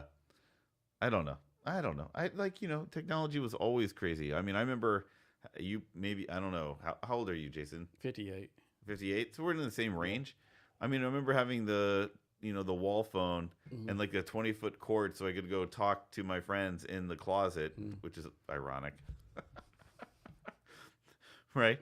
So no one could hear what we were talking about. And it wasn't even that important. No. And now, they're just off on their own doing their own thing. So technology has been a battle we're all been working with. Does tech affect your business at all? No. Not really. I mean, it does, and okay, so I don't think it does because we're pretty traditional and that we make it all ourselves and do everything ourselves. It can be involved if you're sourcing it and finding best, like most bourbon that you're buying out there is sourced from someone else. Yeah. Like, we're very unique in that we make it from scratch, aka really dumb, because it's hard and it takes time. But tech allows you to do a lot of things like that. But on a fun note, I've had a number of guys come to me like, Nathan, we've cracked the problem. We've cracked the solution. We've solved it. And I was like, what the fuck are you even talking about? Well, we can now age bourbon in 15 minutes. It tastes like 8-year bourbon. What are you talking about, you idiots? Yeah. And then they're like, oh, yeah, no, we've done it. It's so good. It's delicious. And then they're out of business within a year. Yeah. Because nobody wants the workaround. Nobody wants the cheap shit. You want Everyone you want authenticity. The story. You want the story. They want authenticity and the story. Yeah. Right? Want both, If I came to you and I said, hey, look, this 2-bar shit, it comes in the names from my family's ranch and this history and this heritage that we're celebrating, and I'm buying my shit from the cheapest bidder. And so many people do that shit. I know. I recently learned that. I've watched a lot of bourbon podcasts recently. I just recently learned like there's so many like It's all bullshit. I can't remember. There's some bourbon out of Iowa. They're like Iowa Prohibition, but they actually make it out of Indiana, like all kind of crazy shit. I have no problem with you doing that, but just be forthright about it. To tell the truth, yeah. Right? And like it would have been a smarter business decision for me to source all of my bourbon and to rebrand it, because it's a lot fucking easier. But if you're in this game for the long term and playing the long game and you want to be authentic, that's not an option. So you said you're in, I think, 20 states? Yeah. What's your next state you want to go to? All of them. Oh. Yeah, I mean, it's really funny. People ask, like, what's your go-to-market strategy? Who's your key demographic? And what is your psychographic? And I was like, I don't give a fuck. I like people who drink bourbon. And that is male, it's female, it's 21 to death, right? Who am I to know who the customer is, right? I've tried understanding it and knowing it, but it's so different, right? Like it could be a 25-year-old kid who read a single article about bourbon and learned about 2-bar. What I've also learned, it's also 65-year-old ladies who like get together and they go, it's a 2-bar kind of night. That's what they call it. And they have a lot of fun together. Also, exceptionally hilarious and very naughty conversations and jokes, right? The most raunchy jokes I've ever heard were from 65, 70-year-old women who've seen some shit and were started drinking bourbon. Yeah. Another random fact. What demographic do you think has the highest STD rate? Elderly. In the nursing homes. Yes. Yeah, I mean, they're like, I can't get pregnant. No, and they can't have fun, right? Yeah. So here's They a may not remember. good story for you. So I have a good friend, Josh Kotoff, right? He's 33 now. And He's a youngin'. Yeah. So he didn't start drinking until he was 25. His very first drink, he grew up in Hollywood, right? Doing like stuff in Hollywood. Yeah. The Hollywood party, had drunk before. Drew Carey came with a bunch of bourbon and just passed them out. So his very first drink was a high quality bourbon with Drew Carey. Wow. That's kind of cool. So he's never drunk Jack Daniels, Jim Beam. So he's only drunk high quality. Does he remember what the bourbon was? He told me what it was. I can't remember what it was. All right. But it was yeah. That's funny. So that was only 8 years ago. Could have been 2-bar. Yeah. And we were around. And he was like, Probably yeah. not. And he's like, yeah, actually, it's he's like, dude, you two gonna be a fucking bourbon snob. Yeah, it's an easy thing to go down that route, and people are like, well, bourbon snobs, and I was like, I don't care, just drink the bourbon, enjoy the bourbon, and in moderation. Have you ever been to this bar called Cannon in Capitol Hill? Oh, for sure. I need to go. I haven't been there yet. Jamie was the founder. Everyone tells me it's a great place to go. He's a great guy. Worked his ass off. Created one of the largest bourbon libraries in the country, and it's not a big place. Yeah. And you talk about having a vision and executing on it, and also a lot of people gave him shit for it. Yeah. But a lot of people give anybody who's trying to create something shit. I don't know why. I have theories, but if the people are giving you shit, you might be onto something. That might be an indicator, right? Yeah, that means you need to keep doing what you're doing. Might be an indicator. So has there been a time during this whole 2-bar process for like you were like, man, I gotta shut it down. I'm like, this is. I mean, there's times, man. It's just when it's so hard when customers aren't paying you, and you got to make payroll and all those things. But it's not a fucking option. I mean, there's been so many times that we were maybe not close to closing, or we were close to closing, but you just fucking find it your way through. And Maddie, who's our head distiller, she always says to me, Nathan, you always do your best work when you're back is up against the wall. Okay. And I was like, why is that? Why do I have to have it in that situation? But, mother of all necessity, right? And you find a way no matter what, or you don't. So why did you pick Soto of all the places? I thought it would be close enough to Seattle to get a lot more foot traffic. But it doesn't. Nobody comes to Soto, and I don't blame them, right? Like I worked there now for a long time. There's an issue too with Soto. Like one of my biggest mistakes that I've made is that I'm located in Soto because I'm paying Seattle level rents, but not getting a lot of foot traffic. And I realized right then that I had to be in wholesale very strongly because I had to be where the customer was. The customer was not going to come to me. The old axiom, location matters. And Soto, while being great for getting products in and getting products out, because we're close to 3 freeways, I-5, 90, and 99, is not a great place to manufacture whiskey because I'm sitting on whiskey there that's aging for 4+ years and paying Seattle level rents on it. Yeah, super dumb. How do you take care of yourself? I drink a lot. No. Dude, I mean, I play sports. I swim a lot. I spend a lot of time with the family, the boys. That's really rejuvenating for me. Hit 50 and man, the pounds don't come off like they used to. I used to be like, I need to go on a diet and I would lose all the weight. Now I'm like, I need to go on a diet and I gained 10 pounds. I was like, this sucks. Definitely middle age. Yeah, no doubt. So how do you do your schedule? Like, are you like a calendar person? You wing stuff? Like, how do you Everything schedule has to be on the calendar. Okay. Otherwise, I forget about it. Middle age. Yeah.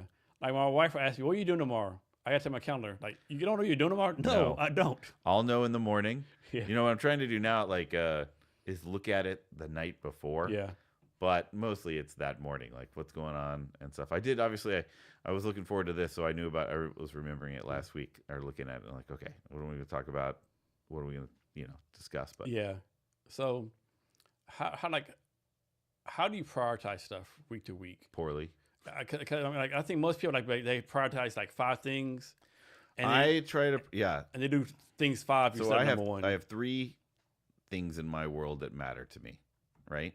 And it's very simple, Jason. It's my wife, my children, and purchase orders. Right?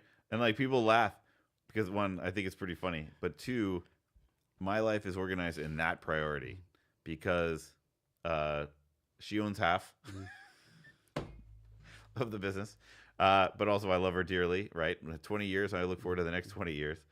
My kids, because they are just amazing. And then POs, because it's a fucking hobby without purchase orders. Yeah. What's the best way to improve business is to do more sales? If your problem is always revenue driven, you're doing it right. If your problems are we're losing money on every sale, but we'll make it up in volume, then you're dead man walking. Okay. Any advice for new entrepreneurs, regardless of what they're doing? Don't do it. Don't do it, obviously. And then if you do it, burn the goddamn boats and go full bore and don't look back. Like go all out, go all in. There's no other option. It's so goddamn competitive out there. If you try to half-ass anything, people will know, and you won't give it the effort it's due. What kind of skills do you think are important to be a successful entrepreneur? Don't be too skilled in any one thing, and don't think you know anything. Right? I mean, I always thought I was good at sales. Nope, turns out I'm an idiot. So I always thought I was good at operations. Nope, turns out I was an idiot. But what I am good at is maintaining the vision and sticking to the core goals, which is keep it simple and don't deviate from that, right? Like why we just do bourbon and that's it, right? I mean, we do the bitters, but that's for shits and giggles, right? It's super fun. It's an opportunity. We don't expect any real revenue from it. We just make bourbon. Like I should have named it the distillery 2-Bar Bourbon Distillery. I named it 2-Bar Spirits, but we just make bourbon. That's all we do. It's just bourbon. I wake up in the morning, bourbon. What's fun about being an entrepreneur?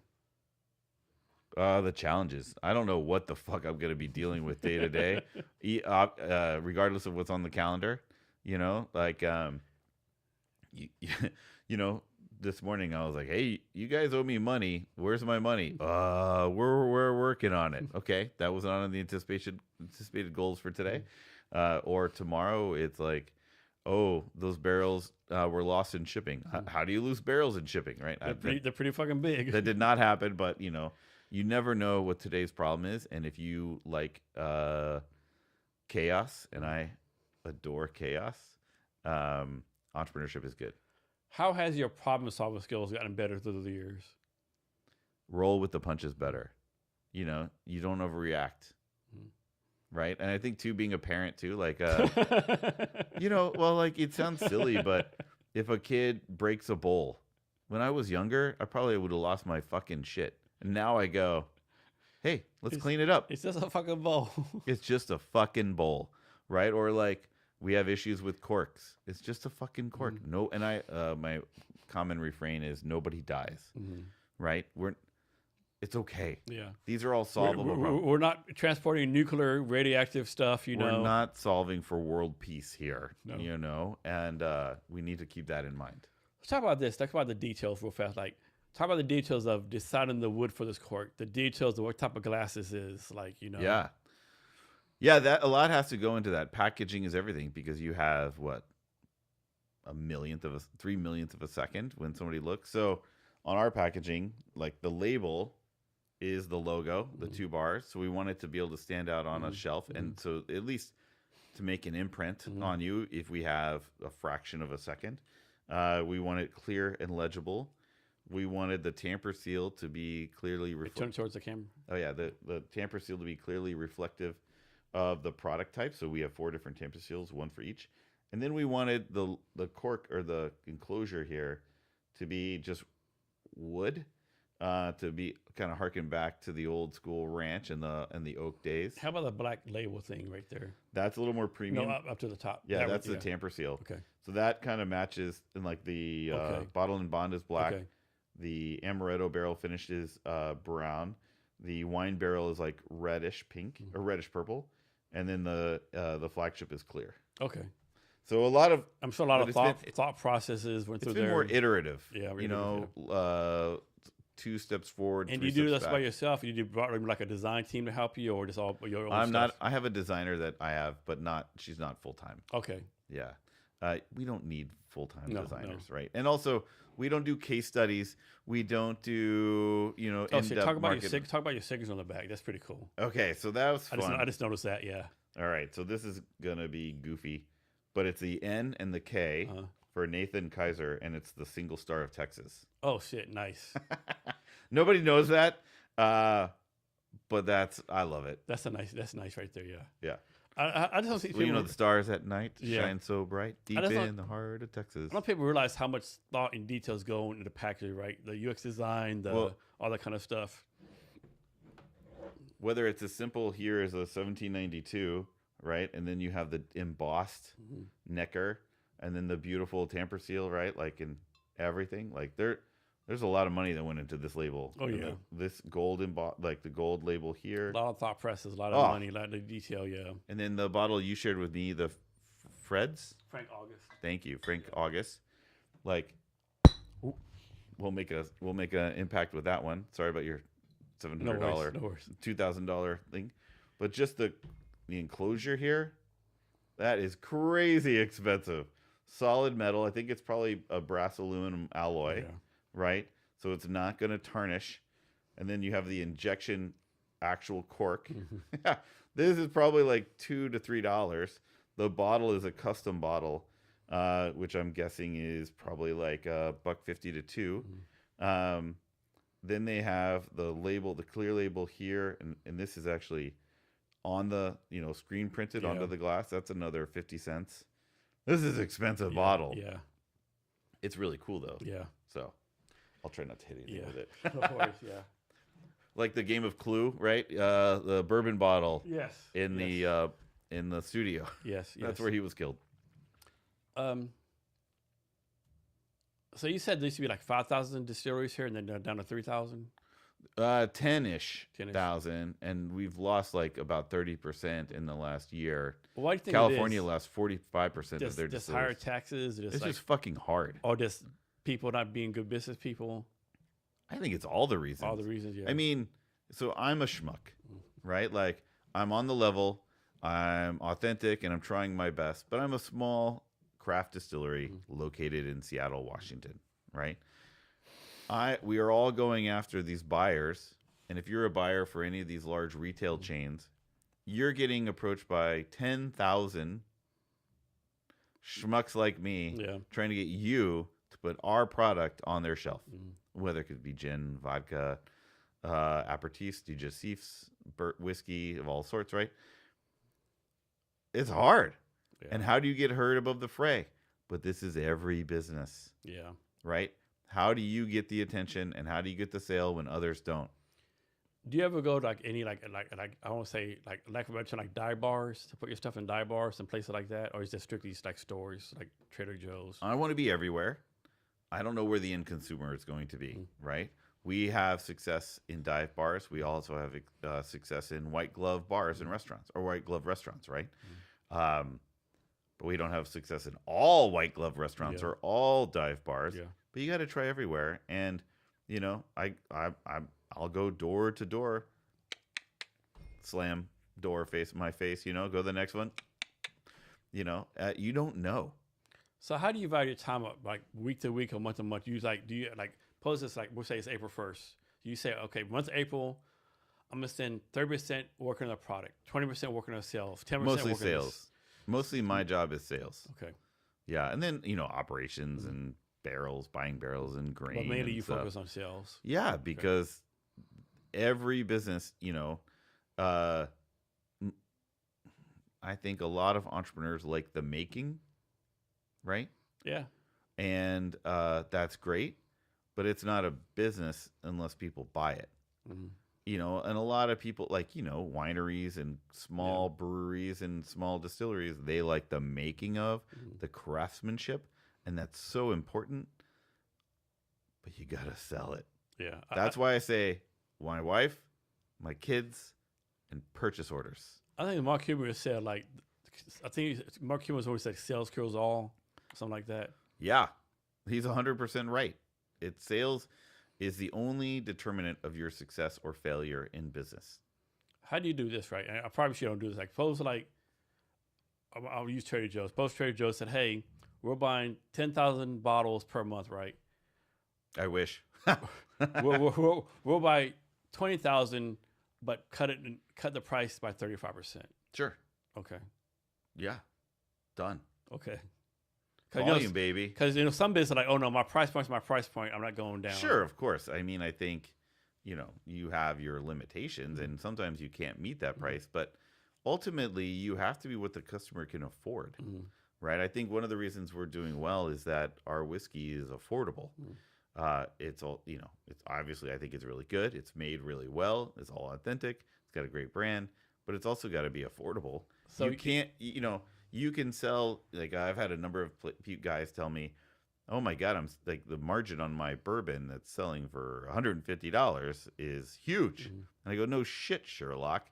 But how many people buy it? One? Yeah. Good job that you made $145. That's not a business.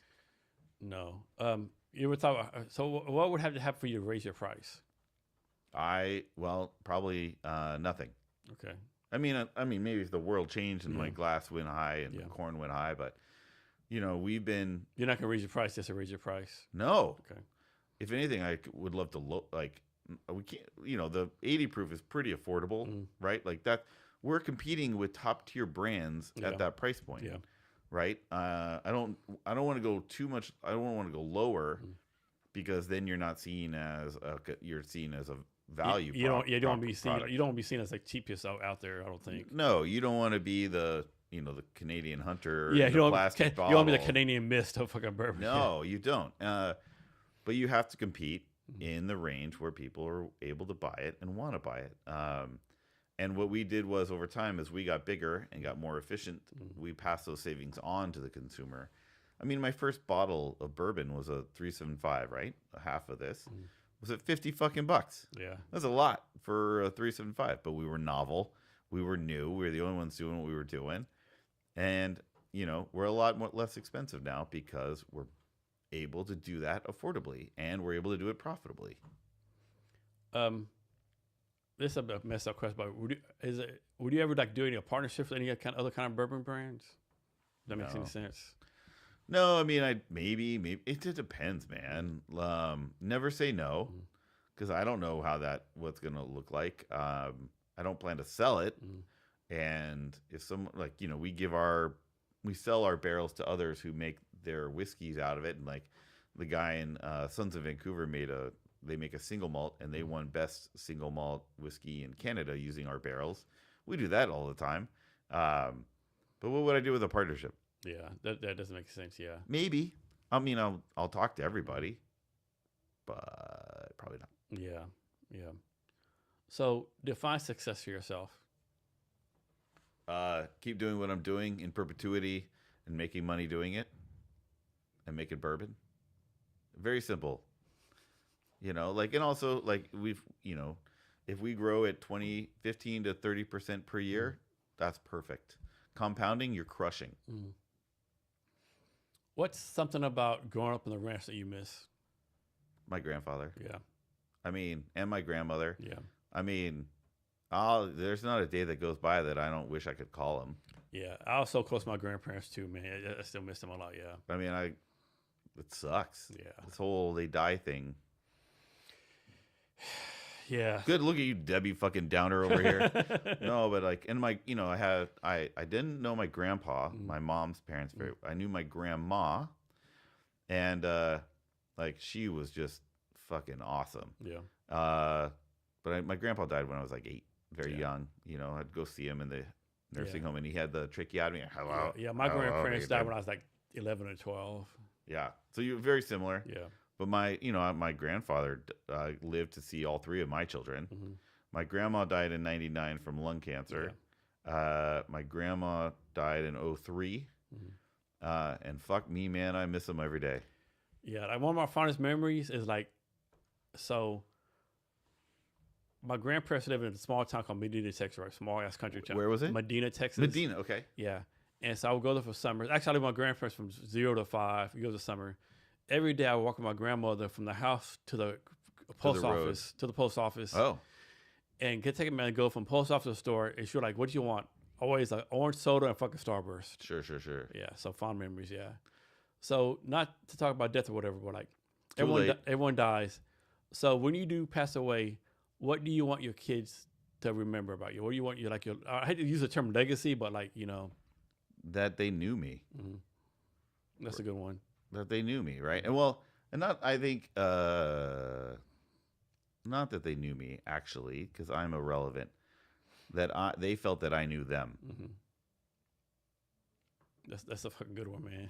Yeah, that they don't, that they know me is nice, but that they knew that I knew them, right? Because we all want to be known. Yeah. We all want, that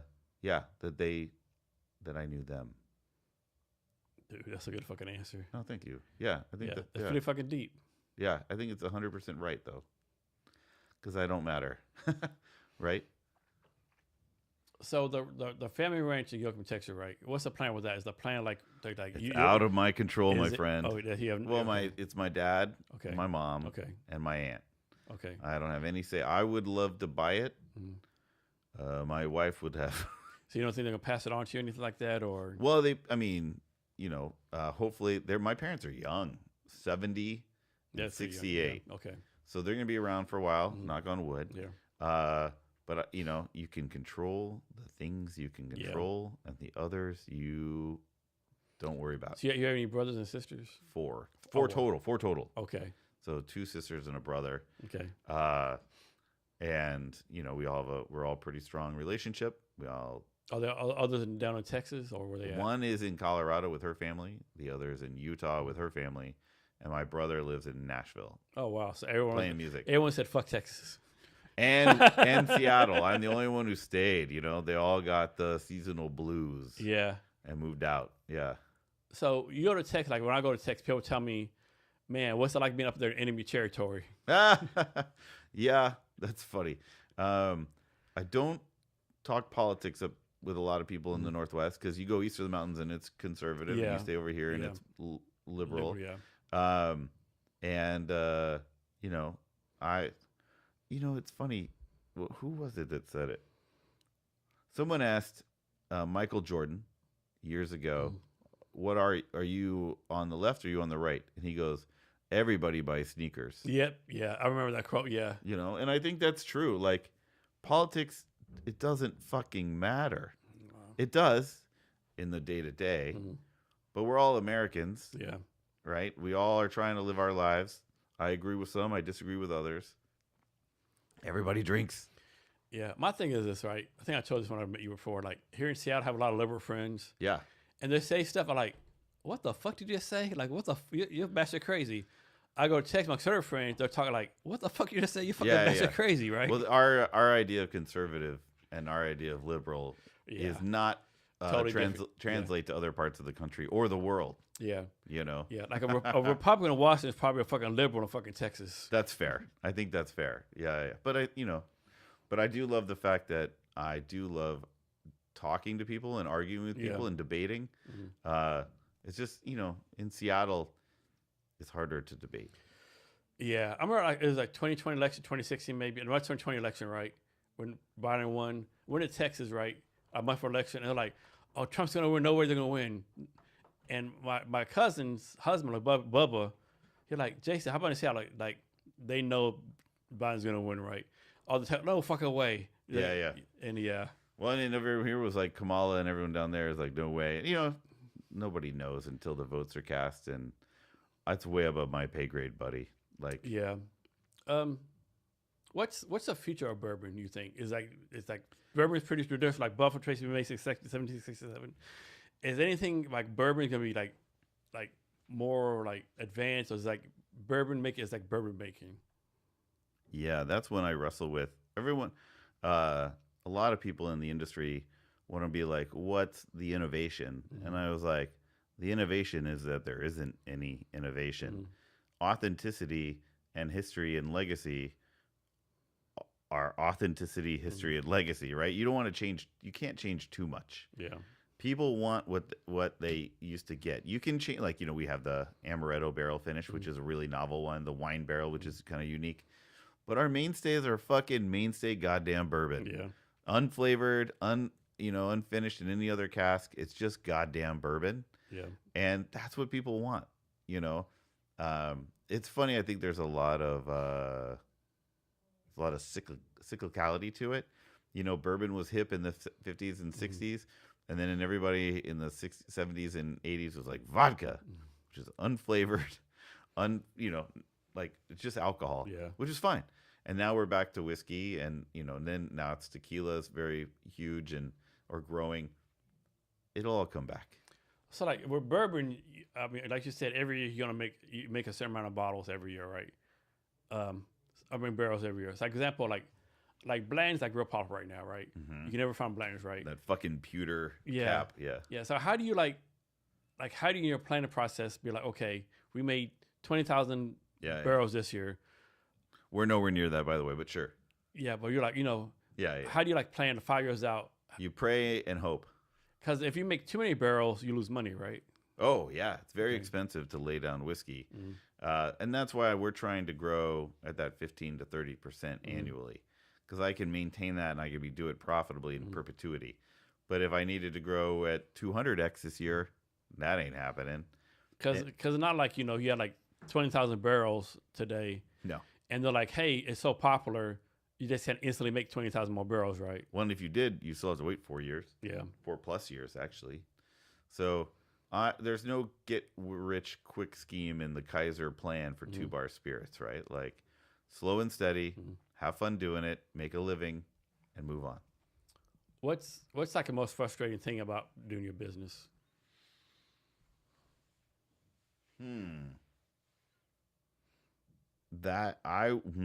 Fuck, that's a good question. The day-to-day is why don't, like we battle every small business battles the knowledge problem, the awareness problem, right? Like there's some big distilleries that like Woodinville Whiskey is one of the most established bourbon distilleries in Washington State. I meet people on a daily basis who don't know who the fuck they are, right? And I meet a lot of people who have never heard of Two Bar. And I was like, we've been around for 14 years. What do you mean you've never heard about it? And it's, it is what it is. And getting the word out and getting that awareness is so hard because people are busy. They're living their own lives. Why do they care about some little craft distillery located in Soto in Seattle, right? That's hard when people are like, and like, they're like, they literally work in the same building as me. No. Who the fuck is Two Bar? I was like, we're fucking neighbors, jackass. No. All the stuff you do up there, is there anything that you would want to outsource? Oh, no. Accounting. I do have a bookkeeper and an accountant, but like, I love it all, man. I love the fact that the distillery gets really dusty because we're milling grain. I love the fact that it smells like the ferment and then the distillate. I love the fact that we just make it and how rare that is. So, like, how scientific is the bourbon making process? Not very. Okay. I mean, it is. Yeah. But it isn't. But it's not like physics or nothing, right? No, we're not sending fucking men to the moon. Okay. What we do is like, okay, what temperature do we mash it at or cook it at? What temperature do we need to ferment it at? How's the best way to distill it? So is it like a 24/7 process? No. Well, I mean, machine's already working. Like to with the new mash tun, and by new I mean 10 years ago, but it's stainless steel, right? It's never going to go away. That takes, so we kick it off at 9, you're done by 2. The distillation, we do 2 runs a day with our new spirit still. So that is done by like 3 or 4, starting at 9. And then you ferment, right, for about a week to 9 days, sometimes longer. And then you age it for 4 years. So that's overnight, but not a lot of hands-on shit. Okay. Are there any like bourbon companies or bourbon people out there you're like, you know what? Like you're not like I don't want it's not like I don't want to be like them, but like they're like a standard for me to meet in the future, right? Nope. Okay. Maybe like some like Heaven Hill, which is still family owned, but again, that's out of my control. Yeah. But they also bought a lot of brands, and they're big. They're big. I mean, nobody thinks about them on the general consumer side. If you're into bourbon, you know of them, but I think just family owned. It's kind of cool. Okay. It's kind of what I aspire to, but have no control over. Yeah. Any plans to try to go to Costco? Oh, all the time. Yeah. I think we would crush it in Costco. The buyer there, who is very sweet, doesn't agree, but I call her every time. Do you? All the time. Nice. Yeah. You can. I have no problem getting rejected. It's me again. Click. Yeah. It's me again. Click. Oh, she doesn't even pick up. She knows the number. What's your like? So far, what's been like your best outreach program as far as like, is it sales, email, knock on someone's door, talking to the stock boy? I used to have these beautifully formatted emails with beautiful, amazing photos and flowing, prose about the distillery and our bourbon and the family history and heritage. And nobody read it. And then I wrote an email that said, "Hey, we make bourbon, period. Interested, ? And they would respond. Yeah. Because you realize people don't have the time to read a 30-page expose of why you're special. Yeah. Yeah. Cold email, cold sales, it's such a challenge for everyone, right? Well, and you don't know what's going to work, and you got to be open to trying it all. So, I wrote the big essay, with, 3x5 printed slides, not really, but in the email. And then I wrote, "Hey, want bourbon ? And that worked. Who fucking knows? Yeah. But people are gonna they don't have time to worry about you, so you have to make it easy for them. Less is better as far as emails, everything. Yeah. Yeah. So, what's do you drink bourbon every day? Yeah. But get it cheap, man. Do you ever like experiment with other bourbons, like test and stuff? Yeah, of course. I mean, I try to drink try a lot of different things. I don't have a whiskey library at home because I drink it. I try to drink it in moderation, like one a night. Yeah. The doctor's like, "Well, are you doing? What did they say? 2 or 3 a week?" I was like, "You're joking, right?" Yeah. But I try to drink all of it and see what I like and don't like. But I keep coming back to two bar. Go figure. Obviously, yeah. So is this true? I've heard in order to be a bourbon, you have to be made in Kentucky. Is that a myth? Obviously not. Yeah. Yeah, no, that's not part of the law. Okay. That's part. I always heard that. That's part of tradition. It's some kind of law. Yeah. You can make bourbon anywhere in the United States as long as it is 50% plus corn, distilled below 160 proof, right off the still, and barreled at or below 125 proof in a new charred oak barrel. That is bourbon. Okay. It can only be made in the United States. Okay. Nowhere else. You can make corn whiskey anywhere in the world, but bourbon is only made in the U.S. It's like Scotch is a single malt whiskey, which you can make anywhere in the world, but it's only Scotch if it's made in Scotland. That's the thing. I never got into Scotch. A lot of people love Scotch. I just never got into Scotch. What is it? Scotchy. I love a good Scotch. You know, I don't drink as much anymore. I never got into it. But like a nice peaty Scotch with a nice cigar, that's not so bad. There are worse things in this world, Jason. Yeah, there is. Is there any good? We talk about cigar match. Any like food matches for bourbon, like spaghetti or steak or anything? Yes, or everything. Peanut butter jelly sandwich, eggs, chocolate. Of course, dude. Breakfast, lunch, and dinner. I will say I do like instead of a vodka Bloody Mary, a bourbon Bloody Mary is pretty good. Also, one of the things we make for shits and giggles is a moonshine. Okay. And that I saw that bottle, yeah. That in a Bloody Mary is actually really good. Also, that one in a Moscow Mule, right, with the ginger beer instead of vodka. Yeah. For a Moscow Mule is really good. We call it a moonshine mule. Here's a good one for you. So I remember the show Dallas back in the day. Yeah. So there's Bobby. Bobby and JR. So one time JR had done something like crooked, right? And so he went to the sheriff, "Hey, I did this. We need to fix it, right?" And the sheriff like, "Damn it, JR. Like, come in like early in the morning, 7 in the morning, right?" So JR comes at 7 in the morning. And so the sheriff's like, "Good morning. Thanks for coming in. So I can tell you." And JR like, "God damn it, too early in the morning for this." And the sheriff like, "You want some coffee?" "Yeah, I'll take some coffee." "What do you want in it?" Bourbon. Yeah. That was a great show. I was born in Austin, raised in Houston, and then Phoenix and all over. But man, that show was like the bomb. Yeah. I didn't understand it maybe as much as at that age, but I loved it. And J.R. Ewing. Yeah. Have you ever gone to the actual South Fork Ranch? No. Dude, it is so fucking small. Yeah. It is like the swimming pool is like the size of this room. Yeah. They made small. it look big in the show, though. It looks so fucking big in the show, right? Looks like it's like a small 3-bedroom, I think 18 square foot house. Funny thing, because that was all about oil. Yep. And now the oil in Texas is so much bigger than it ever has been with all the fracking and stuff. Yep. It's crazy.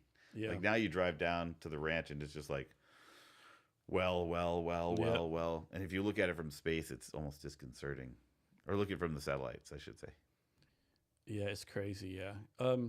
Is there anything I should ask you? I should ask you anything else you want to talk about? I don't know, man. You've nailed it. You have some really amazing questions. Like left me stumped even. This doesn't happen very often. Well done. Thanks. So how can people reach out to you?